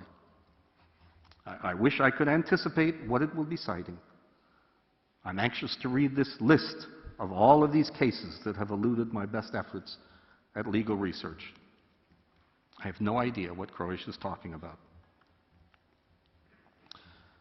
Mr. President, members of the court, Croatia has gone from one proposition that no court has applied the evidentiary standard of the ICJ in Bosnia to another one which does not follow logically, namely that many courts have rejected its evidentiary standard.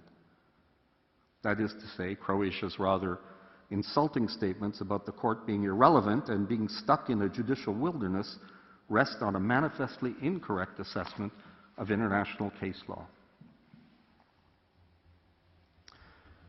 Mr. President, members of the court, the reason I delivered what Croatia dismissed as a meandering speech about the legal development on the crime of genocide since the 2007 judgment was because the agent for Serbia had asked me to do this, insisting that it should be as neutral, impartial, and scholarly as possible. And that's what I attempted to do. Croatia suggests that the standard this court adopted was rejected by other national and international courts and tribunals. I didn't enumerate any examples of this because I don't know of them. Croatia was quite free to provide such a list in its response, in its oral submissions last week, and it hasn't done so. Mr. President, members of the court, early in the proceedings, Judge Cansado asked a question about evidentiary standards and the contribution that be made by international human rights courts. And I promised to address this, and although it's rather late in the day, I have not forgotten the question. Courts in the international human rights system do not normally pronounce themselves on state responsibility for international crimes. Nevertheless, they do deal with charges of exceptional gravity, and they often consider issues of individual criminality. If there had been individual prosecutions at the national level, where the reasonable doubt standard should apply as a corollary of the presumption of innocence, the international human rights courts will not normally attempt to reconsider the evidentiary issues. These are matters for national courts. International human rights tribunals do not assume the role of courts of fourth instance. The human rights tribunals have not, to my knowledge, suggested that there should be a different and more demanding evidentiary standard with respect to what this court has described as charges of exceptional gravity. In the case law of the court, this idea goes right back to Corfu Channel. At the European Court of Human Rights, when evidentiary issues arise, the standard of proof is described as being that of beyond reasonable doubt, the criminal standard. Let me quote from the recent Varnava case of the Grand Chamber of the European Court, incidentally a case to which Counsel for Croatia referred in the context of missing persons. In response to the respondent government's argument about the burden of proof, it's on the screen, the court would concur that the standard of proof generally applicable in individual applications is that of beyond reasonable doubt, though this also applies equally in interstate cases. And Mr. President, authority for this goes right back to the Greek case before the European Commission on Human Rights. In one of the most celebrated interstate cases heard by the European Court, Ireland versus the United Kingdom, the applicant urged the court not to set such a high standard of proof. But the court followed the Commission and adopted the beyond reasonable doubt standard, adding that, and I quote, "Such proof may follow from the coexistence of sufficiently strong, clear, and concordant inferences, or of similar unrebutted presumptions of fact." The Inter-American Court of Human Rights has taken a somewhat different approach to this issue. In early cases, it insisted upon a distinction between the standard of proof applied to individuals in a criminal law prosecution and the standard applicable in human rights litigation directed where states are the respondent. More recently, the court has spoken directly to the issue of standard of proof in the case of Gutierrez and family versus Argentina, decided in November 2013. The court referred to evidence that was, quote, "able to create the conviction of the truth of the alleged facts." It should be borne in mind when comparing these two different approaches that the international human rights tribunals are not assessing responsibility for an international crime, and the statements seem to be intended to apply to all types of human rights violations. Nevertheless, the cases cited concern serious allegations, generally involving the norms prohibiting torture or ill treatment. The court's relevant pronouncements have not concerned state responsibility in general, but rather allegations that amount to a charge of state criminality. The high standard is justified by the terrible stigma associated with a finding of responsibility. It's also rationally connected to the fact that an assessment of state responsibility under the Genocide Convention may take place in parallel with determinations of individual criminal liability, where the high standard of proof beyond reasonable doubt must be applied. I note in passing, Mr. President, that although Croatia has taken issue with the court's approach to inferences of genocidal intent, it has itself chosen to formulate the court's evidentiary standard in a genocide case as one of proof beyond a reasonable doubt. Mr. President, members of the court, Croatia was quite right to note that in my very brief review of the Ptolemyr case at the ICTY, I did not speak to the charge of genocide with respect to the town of Žepa. A considerable amount of my material in the written speech actually did address this. In my concern about finishing on time, and perhaps this is just my inexperience in appearing before the court, I had to jettison some paragraphs at the end of my speech. And so I'm very grateful to Croatia for raising the issue, as it provides me with the opportunity to discuss the ICTY judgment in Ptolemyr in greater depth. I would refer the court to my earlier remarks on this case, which I will not repeat, but which I will complete, responding to Croatia's observations of last week. Let me speak to two issues that may be of interest to the court. First, the ICTY trial chamber in Ptolemyr actually addressed the issue of evidentiary inferences. Given Croatia's particular interest in the issue of evidentiary inferences and its unhappiness with paragraph 373 of the 2007 judgment in the Bosnia case, it might have been expected that counsel for Croatia would have drawn the court's attention to the relevant passage in the Ptolemyer decision. The applicant overlooked the point, however, and you will see why when I cite the text in Ptolemyer. The trial chamber in Ptolemyer entitled a section of its judgment, Genocidal Intent. It specifically addressed the issue of inference of such intent. And here is what it said. Indications of such intent are rarely overt, however, and thus it is permissible to infer the existence of genocidal intent based on all of the evidence taken together, as long as this inference is the only reasonable one available on the evidence. The trial chamber went on to discuss a number of elements of evidence. It concluded that acts were calculated to lead to the physical destruction of the group. This was a finding of genocidal intent based upon circumstantial evidence. The majority of the trial chamber said it was, quote, the only reasonable inference to draw from the evidence. Mr. President, members of the court, may I linger on the word only that precedes reasonable inference in both of these statements? The trial chamber did not cite the relevant statement by the ICJ, notably paragraph 373 of the 2007 judgment, but it might well have done so. Perhaps it did not because the judges in Ptolemyer, the majority, were not big fans of the Bosnia case, subscribing as they did to a much broader conception of genocide that includes ethnic cleansing and cultural genocide. But on the issue of inference of genocidal intent, they seem to be singing from the very same hymn sheet as this honorable court. As I mentioned before, counsel for Croatia did not draw your attention to the passages in the Ptolemyer trial chamber decision where the issues of drawing inferences of genocidal intent were discussed. Croatia confined itself to stating, the trial chamber did not apply the ICJ standard on patterns of activity and inference. As you can see from the excerpts I've cited, Croatia did not provide the court with an accurate description of the Ptolemyer judgment on this point. Mr. President, members of the court, although the Ptolemyer trial chamber did not cite the ICJ on the inference of genocidal intent, it didn't claim to have cut from whole cloth the notion that genocidal intent must be the only inference. It cited a 2004 judgment of another trial chamber of the ICTY where it is stated that where an inference needs to be drawn, it has to be the only reasonable inference available on the evidence. And these words are italicized in the original.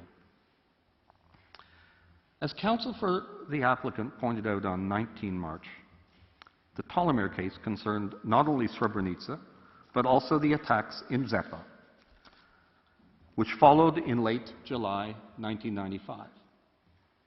It seems that there were no mass killings in Zepa. Nevertheless, 3 community leaders were murdered by Bosnian Serb forces. Holding that there was genocidal intent associated with the attacks on Zepa, the majority of the trial chamber said that, quote, to ensure that the Bosnian Muslim population of this enclave would not be able to reconstitute itself, it was sufficient, in the case of Zepa, to remove its civilian population, destroy their homes and their mosque, and murder its most prominent leaders. In this respect, it endorsed an interpretative approach whereby the words in whole or in part in Article 2 refer not only to a substantial part, but in the alternative, to a significant part. It concluded, the majority, and I quote, the majority has no doubt that the murder of Hadžić, Palić, and Imamović was a case of deliberate destruction of a limited number of persons selected for the impact that their disappearance would have on the survival of the group as such. The legal finding by the trial chamber on this point is innovative but questionable. The inference that the murder of 3 community leaders constitutes the mens rea and the actus reus of genocide because of the alleged impact this may have on the survival of the group is a rather large interpretative step that broadens significantly the scope of the crime. Be that as it may, regardless of the questionable correctness of the findings of the trial chamber with respect to Zepa, They do not provide support to the claim of Croatia, contrary to what was said last week. The applicant relied upon Ptolemy to make the point that genocide could be committed even when there were very low numbers of victims. But Ptolemy is not an authority for that proposition, at least stated in such a bald and simplistic manner. Ptolemy is based on the theory that the words "in part" may refer to a significant part of the group and not just a substantial part of the group. The part of the group is significant because of the role that the victims play within the community, and it is presented as an alternative to the criterion of substantiality. Because of its quite dramatic departure from the precedents of the appeals chamber of the ICTY, not to mention the judgment of this court in Bosnia, I would suggest that the Ptolemy trial chamber decision be handled with great caution. I note that even Croatia is rather qualified in its reliance upon Ptolemy, acknowledging that it's on appeal, and that one of the three trial chamber judges voted for a full acquittal. Mr. President, members of the court, after reviewing the recent case law on the subject of genocide and the interpretation of Article 2 of the Convention, subsequent to the 2007 judgment, Croatia said, and I quote, "The jurisprudence in relation to the Convention has broadened and it has deepened." It claimed that, and I quote, "circumstances have changed since 2007, close quote, but without telling the court what those circumstances were. It said, quote, "This court's role continues to be an important one, but new courts and new tribunals continue to spring up, charged with interpreting and applying the essential elements of the crime of genocide." The implication was that the views of the ICJ on Article 2 of the Convention had been increasingly forsaken at both the national and the international level. But again, Croatia did not mention these new courts and new tribunals. It did not cite their decisions, and it did not make any reference to decisions of national courts. Mr. President, members of the court, Croatia's assessment could not be more inaccurate. I do not believe its submissions in this area have been helpful to the court. The point of Serbia's review of the case law, post-2007, was that the court's approach to Article 2 has, on the whole, been followed and respected. There are exceptions. It's not unanimous. But by and large, the court's interpretation of the scope of Article 2 has been sustained and confirmed. The court has defined the case law, not isolated itself. Mr. President, members of the court, this concludes my remarks on Croatia's application. May I ask you please to give the floor to Mr. Lukic. Thank you, Professor Shabas. And I give the floor to Mr. Novak Lukic. You have the floor, sir.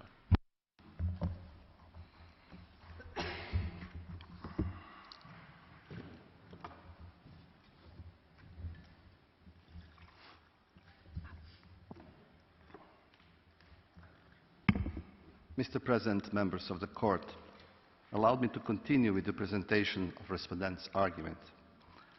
I will concentrate on the issue concerning the rules of the state responsibility which were invoked by the applicant seeking to attribute the acts of GNA to the respondent. In their written as well as oral arguments, the parties have shown complete agreement in one matter. Both parties are calling upon the same principles as establishing the status of the entities alleged to have committed crimes and their relationship with the state. Both parties quoted the same paragraphs of the judgments of this court in the cases of Bosnia and Nicaragua. However, that is the point where the agreement between parties ceases to exist. Is it in a misunderstanding of the principle as stated in the mentioned paragraph, or is it in the applicant's intentional distancing from the application of the test established by the court in the named cases? In this last addressing to the court in regard to the question of state responsibility, the respondent will precisely show that the applicant has omitted to apply the standards invoked by itself to alleged facts presented evidence in this case.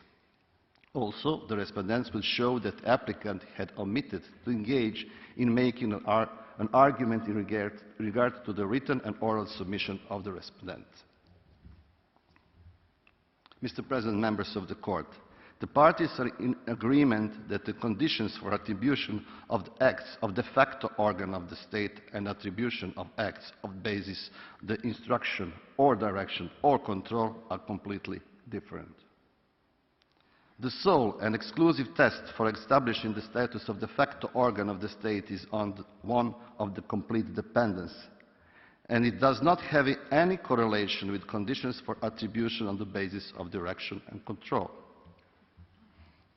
For that reason, the conditions for the two different modes of attribution must not be mixed. In their argument on de facto organ, the applicant is actually calling upon either the effective control test or the findings of the existence of joint criminal enterprise.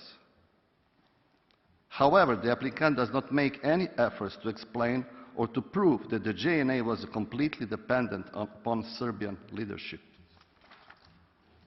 The sole sentence of Professor Crawford where he did mention the complete dependence test was when he called upon the common purpose of the joint criminal enterprise and stated that, quote, JNA was army of that movement, that is the movement allegedly led by Serbian leadership, in complete dependence on it, end of quotation.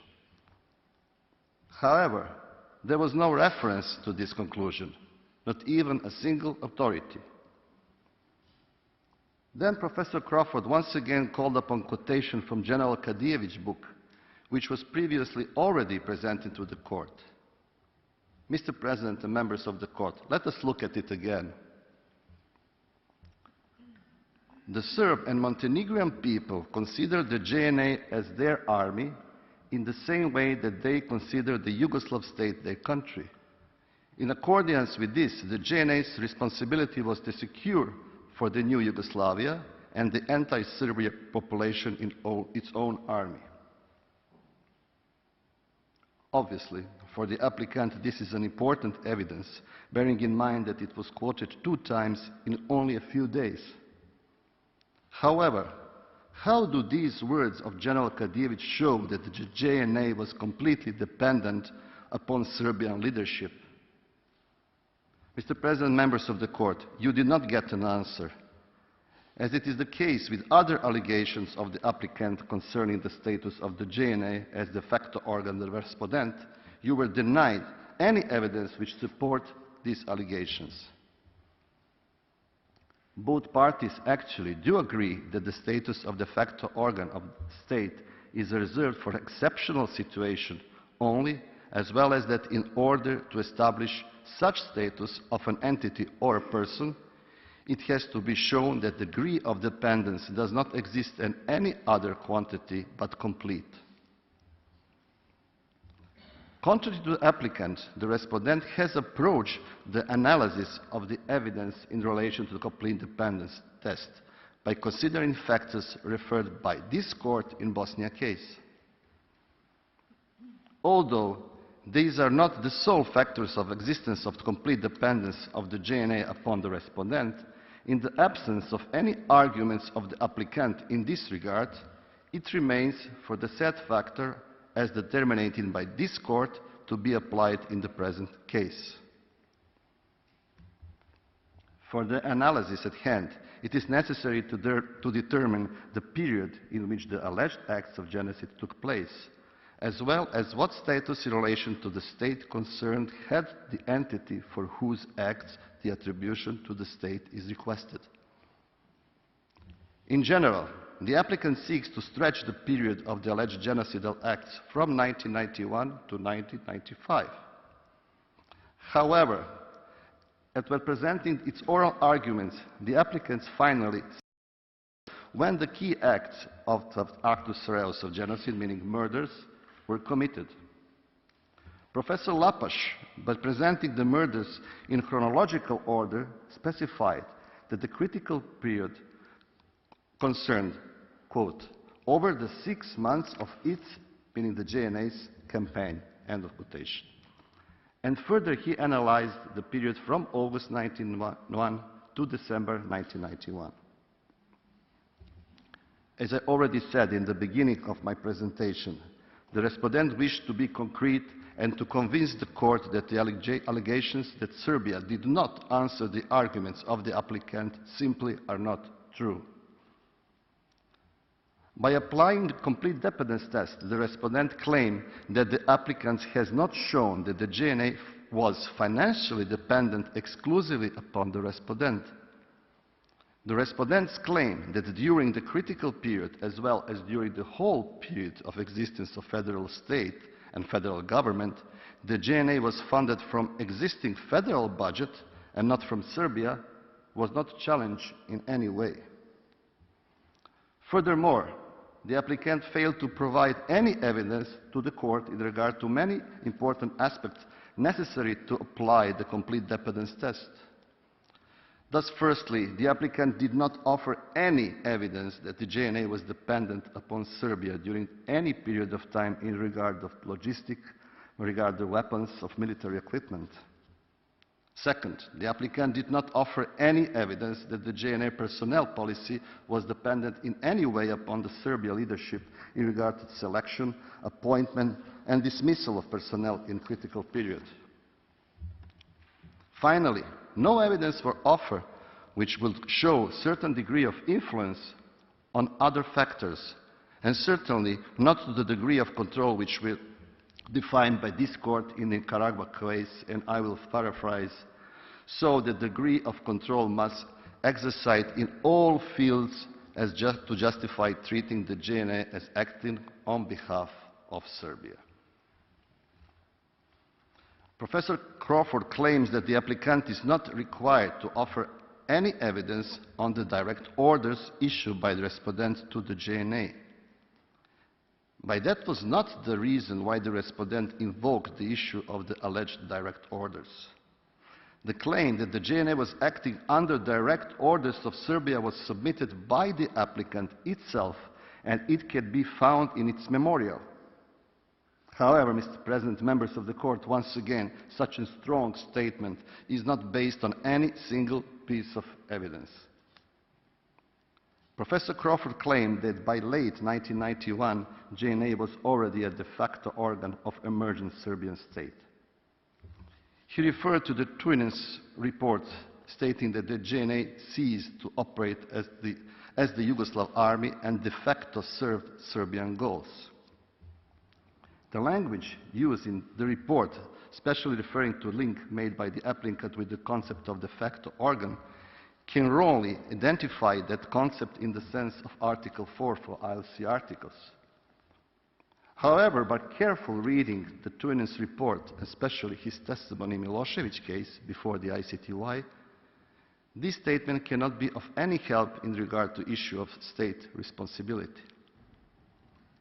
His conclusion is based solely on the books written by Jovic and Kadijevic, and furthermore, the report itself was made before, and thus without taking in account Kadijevic's interview in 2007. According to Tunis' claims, his expertise was focused solely on military structure of the GNA and Serb forces, and in accordance with the task given to him by his employer, the OTP, Office of Prosecutor of ICTY.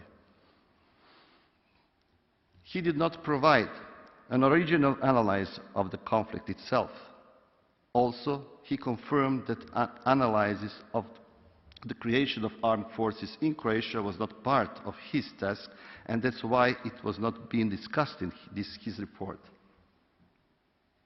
Further, he confirmed that the, quote, report did not include analysis of the, I think, over 100 Security Council resolutions that were adopted between 1991 and mid-1995 related to the conflict, end of quotation. And finally, Tunis in his testimony stated, quote, so I am assume there's also responsibility for the political leadership on that level. And I am not a political analyst, and I am employed here as a military analyst, end of quote. The extent of Tunis' conclusions on the legal matter concerning the de facto organ, especially in the light of the test of mounting the state responsibility, exceeds his competence, his expertise, and his reasoning. Perhaps that was the reason why the ICTY in the findings in the Martic and Mukshi judgment did not include this conclusion from his report. Mr. President, members of the Court, allow me now to turn to the question of alleged instructions, direction or control of the respondent over the JNA. Last Friday, Professor Crawford said that, quote, Croatia also suggests that conduct by the JNA may be attributable to the Serbia under Article 8 on direction and control, but the primary ground on which we, that's Croatia, say it is attributable is Article 4. As already stated, Croatia was previously trying to apply the same test to both modes of attribution by making simple reference to the alleged control. And such strange approach can be found in the applicant's memorial and reply. However, as said, thanks to Professor Crawford's clarification, it appears now that there is an agreement between the parties on the test that should be applied to the issue of de facto organ. Consequently, the applicant acknowledged that the issue of control represents a distinct question itself not to be capable of establishing complete dependence.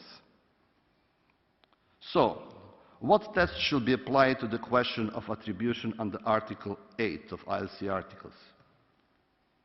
The respondent's position is that the well-established effective control test should be applied in this case as well, meaning that it has to be shown that the perpetrator was acting under instructions or direction or control of the state for every single incident or operation that is being examined, as it's well established in the practice of this court.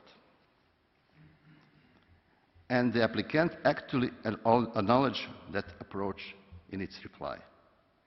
However, it's the respondent's view that the applicant claim is constructed in such manner that it's rather asks the court to abandon its well-established practice and rules concerning the effective control test, which will be discussed in turn. Mr. President, members of the Court, before moving to examination of the applicant's approach in detail, an attention also had to be dedicated to the developments made in this case during the both written and oral phases. As said, the respondent is of the view that the effective control test is applicable. Accordingly, the degree of control over the entity or person concerning, here the JNA, has to be proved for and in every single incident. In accordance with that approach, the respondent kindly invited applicant to provide any evidence that Serbia exercised control over the JNA in particular incidents. Moreover, such invitation was repeated by the respondents during the oral phase of these proceedings. However, last Friday, Professor Crawford did not even make any effort to mention the issue of control in particular incidents. The applicant can argue many things, but, Mr. President and members of the Court, this is a fact. The applicant never made any attempt to provide any evidence that Serbia exercised control over the JNA in particular incidents. The reason is very simple. The applicant has not such evidence. In the absence of any concrete evidence, the applicants took an approach which, in the view of the respondents, is simply wrong. In many occasions, the applicant invoked the Martic judgment and the joint criminal enterprise which was found in that case. According to the applicant, the existence of joint criminal enterprise as found in the Martic, quote, is sufficient to establish that the JNA was in a relevant time operating under the command and control of the FRY leadership, end of quotation. This approach goes wrong on two bases. First, it is very interesting that the applicant used the concept of joint criminal enterprise in almost all occasions, however, without any effort to explain its legal relevance. Such explanation is most needed when the question of attribution is concerned.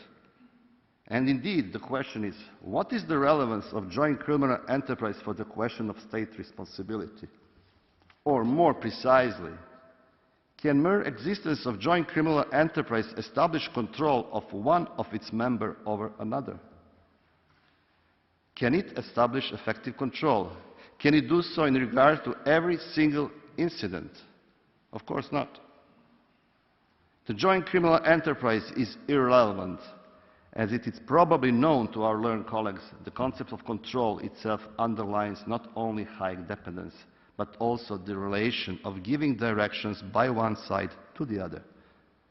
How is it possible to conclude that if two persons share a common intent, one is automatically dependent, directed, or controlled by the other? In whose favor does the presumption of direction of control goes? Mr. President, members of the Court, the question of joint criminal enterprise for the issue of attribution is without merit. It is very interesting that the opposing party is actually using the concept of joint criminal enterprise for the question of state responsibility, although they oppose to the concept itself, even for the question of individual criminal responsibility, as already noticed. The second point of concern is the applicant's attempt to convince the Court to abandon the effective control test and with well-established practice, and to apply something more likely to be the overall control test. The respondent is aware that this test was explicitly rejected by this Court in Bosnia case. However, our learned colleagues have a different view. The applicant evokes Marty judgment and the aim to prove that the respondent had control merely by arguing that the GNA took part in the attacks. Mr. President, members of the Court, this is a clear argument in favor of overturning the effective control test. As already mentioned, the applicant neither has nor have provided any evidence that Serbia has control over the GNA in particular incidents.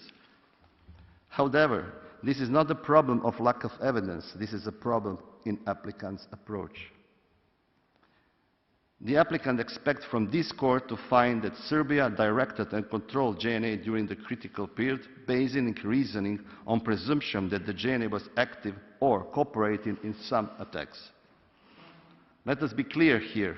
In the respondent's view, the alleged acts cannot amount to any kind of control, neither overall, neither effective.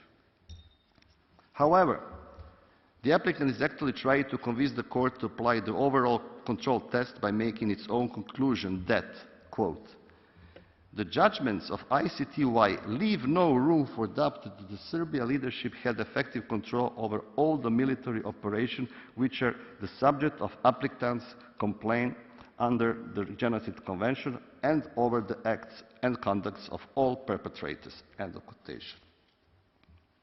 Yes, the applicant might use the word effective, but their approach rather leads to different tests.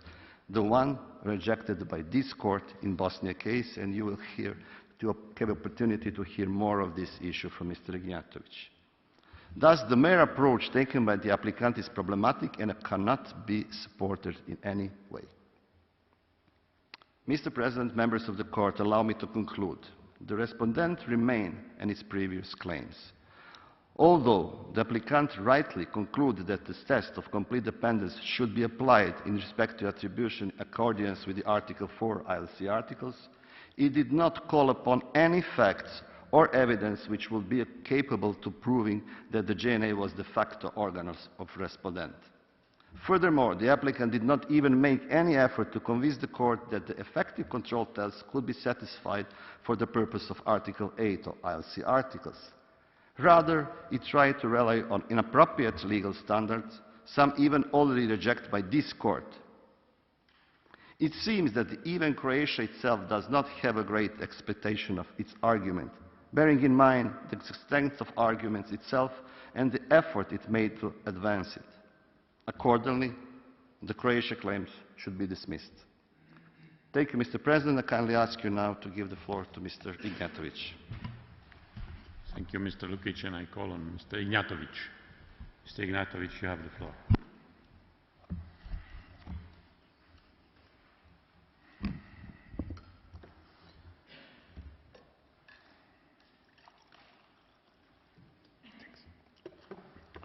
Mr. President, distinguished members of the Court, allow me to proceed with presenting arguments related to the question of attribution of responsibility for the alleged misdeeds of other participants in the conflict, Krajina sub-forces and volunteer or paramilitary formations.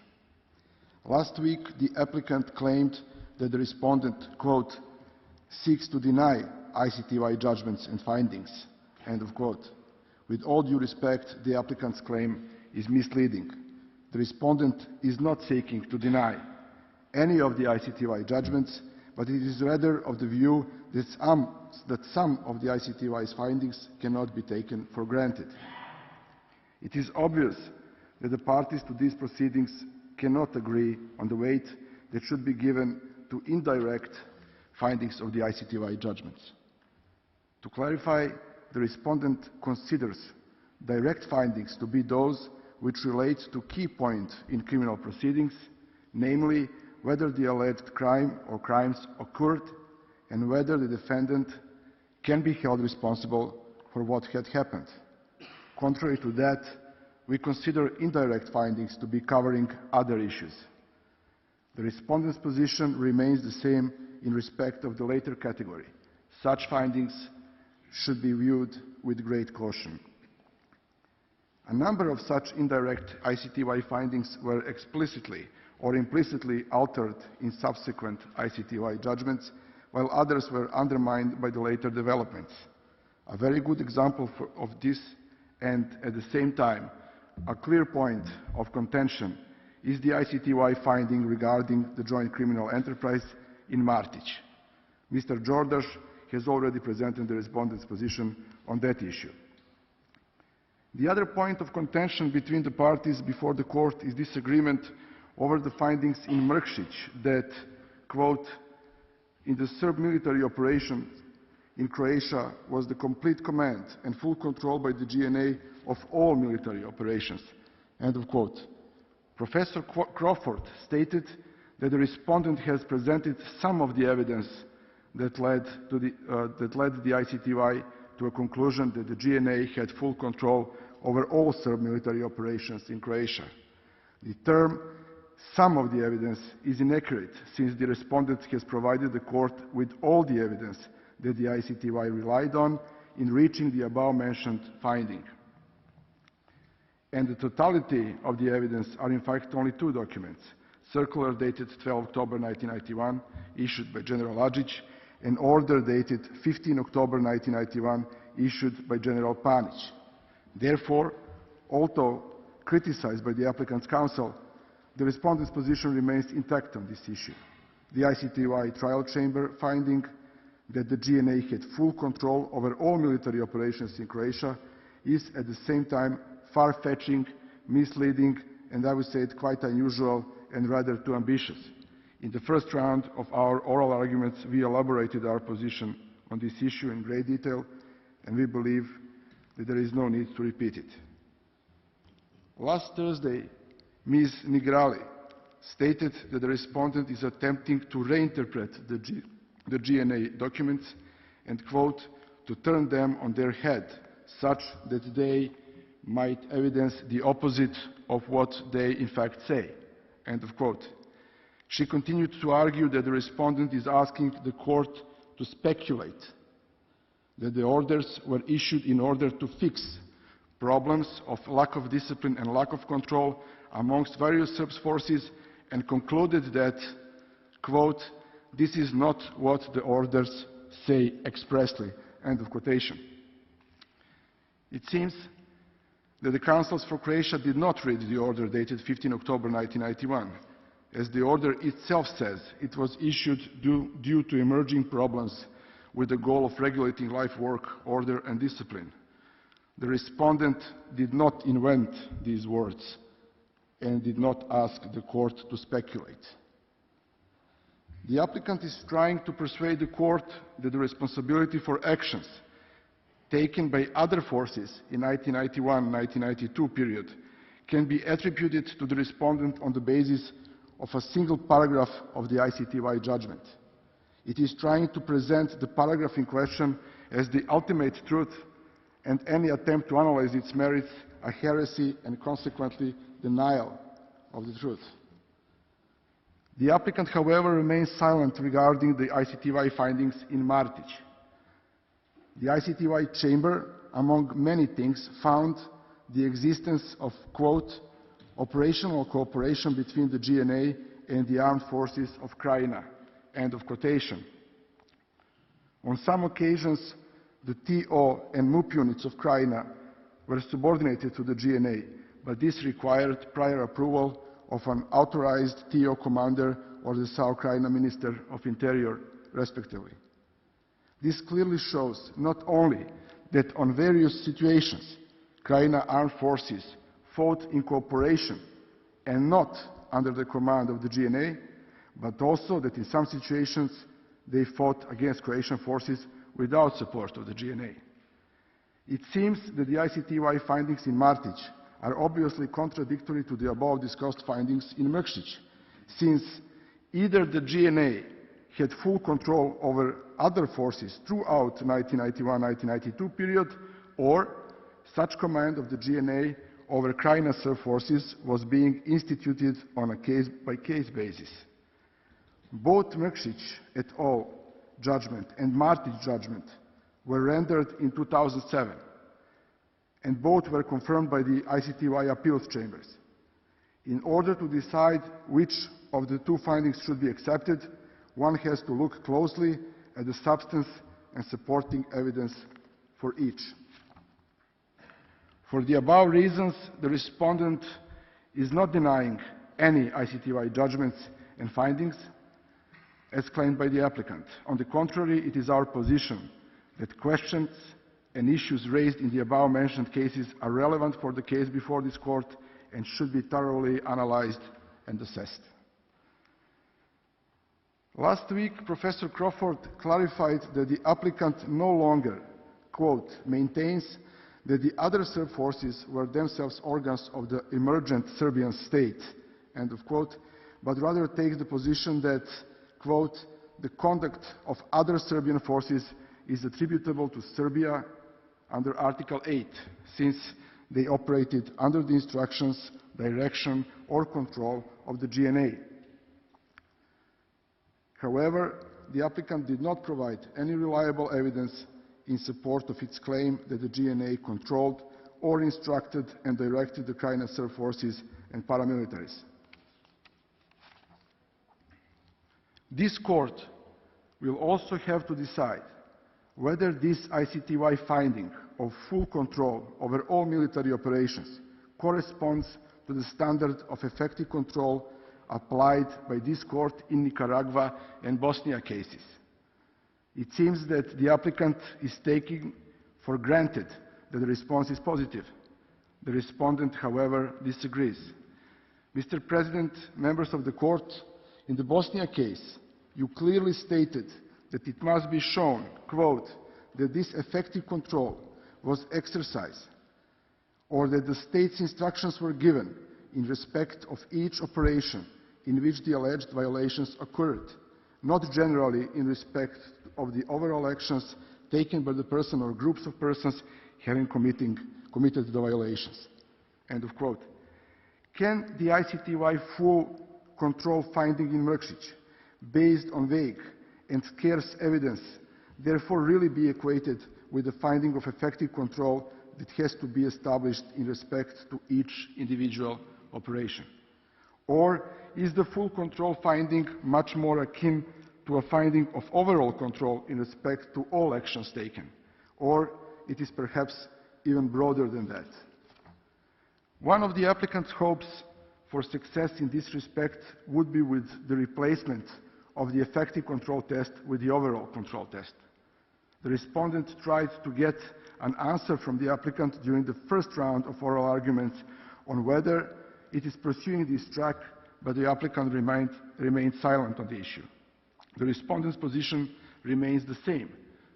The overall control test was rejected by this court in the 2007 Bosnia judgment, and there is no reason for the court to take a different approach now. A second option for the applicant would be to manage to shift the burden of proof to the respondent, and this is obviously a goal that the applicant is trying to achieve. In specific instances, this would mean that the respondent would need to prove negative facts. For example, that the GNA did not have control over other participants to the conflict, as opposed to the general rule whereby it would be on the plaintiff, that is, the applicant, to prove positive facts, or, in this case, that the respondent controlled or directed or instructed other participants to the conflict in each specific situation. There is no basis to justify the shift of the burden of proof from the applicant to the respondent in these proceedings. Failure to provide relevant evidence on the issues of GNA control over other participants in specific situations can only lead to one inevitable outcome, a finding that the applicant did not prove that the conditions set by Article 8 have been met.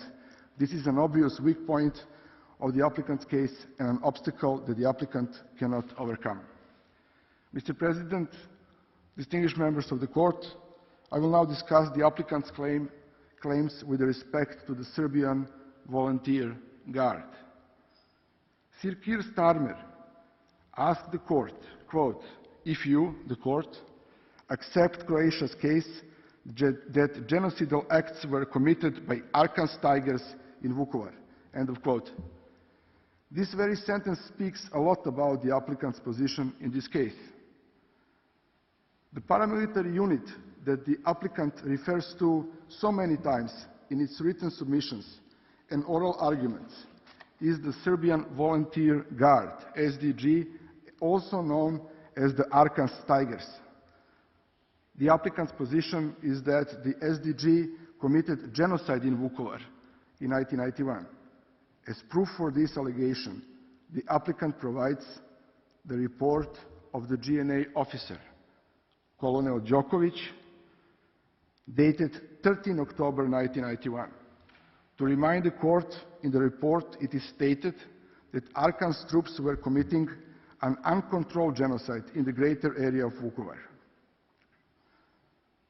The applicant is going further with this point by trying to argue that the same applies to all other volunteer/paramilitary units, that is, that they were all involved in perpetration of genocide.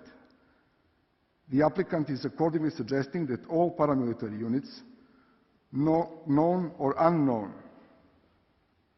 which participated in the armed conflict were of criminal character, with no exception, and were not only committing crimes, but were also involved in committing genocide in Croatia in 1991. The foundation for such a conclusion is rather vague, since the applicant does not provide any evidence for it. From there, the applicant builds on its conclusion that since all paramilitary units and units of Krajina, TO and MUP Krajina were under full control of the GNA, as claimed in Mrkšić, the respondent must be responsible under Article 8 of the ILC articles on state responsibility for all of their misdeeds. The applicant approach is obviously far-reaching, and it faces significant difficulties which the respondent proceeds to outline. The respondent believes that the standards from Article 8 were not met by applicant. The applicant relies on the ICTY finding in Mrkšić that the GNA had full control over Krajina Serb forces and volunteer/paramilitary units. As previously demonstrated, that finding is merely a vague conclusion. It is, however, the only hope for the applicant, since it has not provided any relevant and reliable evidence of specific instances where other participants to the conflict, including the Serbian Volunteer Guard, were under the control of the GNA. If we look closely at the document produced by Colonel Djokovic, we can see that the document is marked and contains numbers. I refer to the BCS and ENG marks and numbers that you can see on the screen. These marks are a sign of ICTY evidence. This shows, among other things, that A, the ICTY Office of the Prosecutor was in possession of the document in question, and B, that the applicant obtained the Djokovic report from the ICTY. It is also evident that despite the fact that the ICTY Office of the Prosecutor was in possession of the 13 October report, it did not accept the qualification of genocide contained therein, since it did not charge Arkan nor anyone else with genocide for events which took place in Eastern Slavonia or anywhere else in Croatia. Arkan was indicted by the ICTY Office of the Prosecutor, but not in relation to any of the events in Croatia.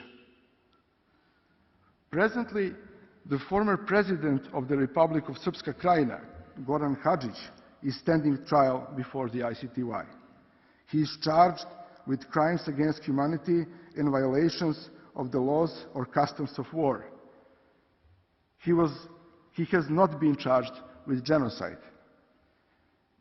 For some counts of the indictment, the Office of the Prosecutor is alleging the involvement of Arkan's men in crimes committed not in Vukovar, but exclusively in towns of Erdut and Dalj from September 1991 to June 1992. No evidence was presented that Arkan's Tigers were involved in any of the crimes committed in the city of Vukovar. That is, crime committed at Ovčara or any other crime in any other site in the city of Vukovar. The perpetrators were tried and convicted before Serbian courts. No member of the Serbian Volunteer Guard was amongst individuals tried for crimes committed in the city of Vukovar.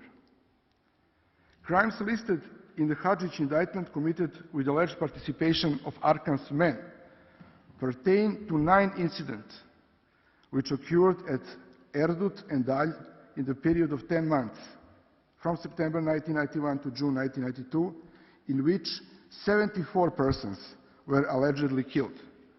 At least 8 of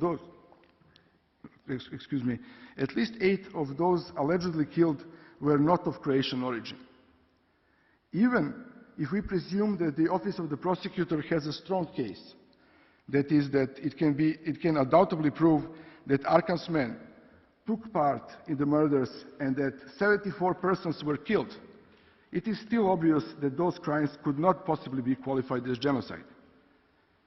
The Office of the Prosecutor must have come to the same conclusion after analyzing the evidence in its possession, since it did not indict Hadžić for genocide.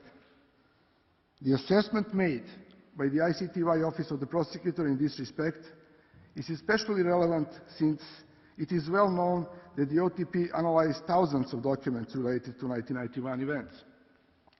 To remind the Court, there was not a single document that the OTP requested from Serbia that Serbia failed to provide. There is not a single document or any other piece of evidence that can show A, the involvement of the Serbian Volunteer Guard in combat which took place in the city of Vukovar in 1991. B, the involvement of the Serbian Volunteer Guard in crimes committed in Ovčara nor anywhere else in the city of Vukovar. C, the alleged control of the respondent over the Serbian Volunteer Guard. And D, that the crimes allegedly or really committed by the Serbian Volunteer Guard could be qualified as genocide. This is why the applicant is still heavily relying on a single document, the report dated 13 October 1991, even though the documents collected by the ICTY were obviously at the applicant's disposal. The respondent's position is further supported by the fact that on 30 May 2013, the ICTY acquitted 2 officials of the Serbian State Security Services of all charges, including allegations that they or the Serbian State Security Services had directed the involvement of the Serbian Volunteer Guard in Slavonia Baranja in Western Serbia. The respondent did not control the Serbian Volunteer Guard, and therefore the responsibility for the Serbian Volunteer Guard's alleged or true misdeeds cannot be attributed to the respondent. Returning back to Sir Keir's question, quote, if you, the court, accept Croatia's case that genocidal acts were committed by Arkan's Tigers in Vukovar, end of quote, the respondent can only say that it would be exceptionally difficult for the court to accept the Croatian case given its inherent shortcomings. There is no evidence that shows that Arkan's Tigers participated in the combat in the city of Vukovar, nor that they were even present in the city of Vukovar. It would be very hard to accept the argument that they committed acts of genocide in the location that they were not even in. No member of the SDG was indicted for crimes committed at Ovčara or for any other crime allegedly committed elsewhere in Vukovar, during or after the battle for Vukovar. Furthermore, it has been well established that Arkan's Tigers did not commit genocide anywhere else in eastern Slavonia or the other parts of Croatia. The above analysis leads us to the conclusion that the applicant's presumption on which it has based its case, that is, since Arkan's paramilitary unit was committing uncontrolled genocide in Vukovar, all other paramilitary units were also committing genocide, is simply null and void. The same obviously applies to the claim that all actions of all other participants to the conflict are attributable to the respondent. Mr. President, distinguished members of the court, instead of a conclusion, I will repeat Professor Crawford's words, quote, the court lives in the real world, end of quote, and if I may add, the court lives in the real world and it applies existing and strict rules of international law. The respondent believes that the just application of those rules does not lend support to the applicant's case. Mr. President, members of the court, this concludes my presentation. I would like to thank the court once again for its patience. Thank you, Mr. Ignatovic. This indeed concludes this morning's sitting. The court will meet again this afternoon from 3 to 6 p.m. to hear the conclusion of Serbia's second round of oral argument. Thank you. The court is adjourned.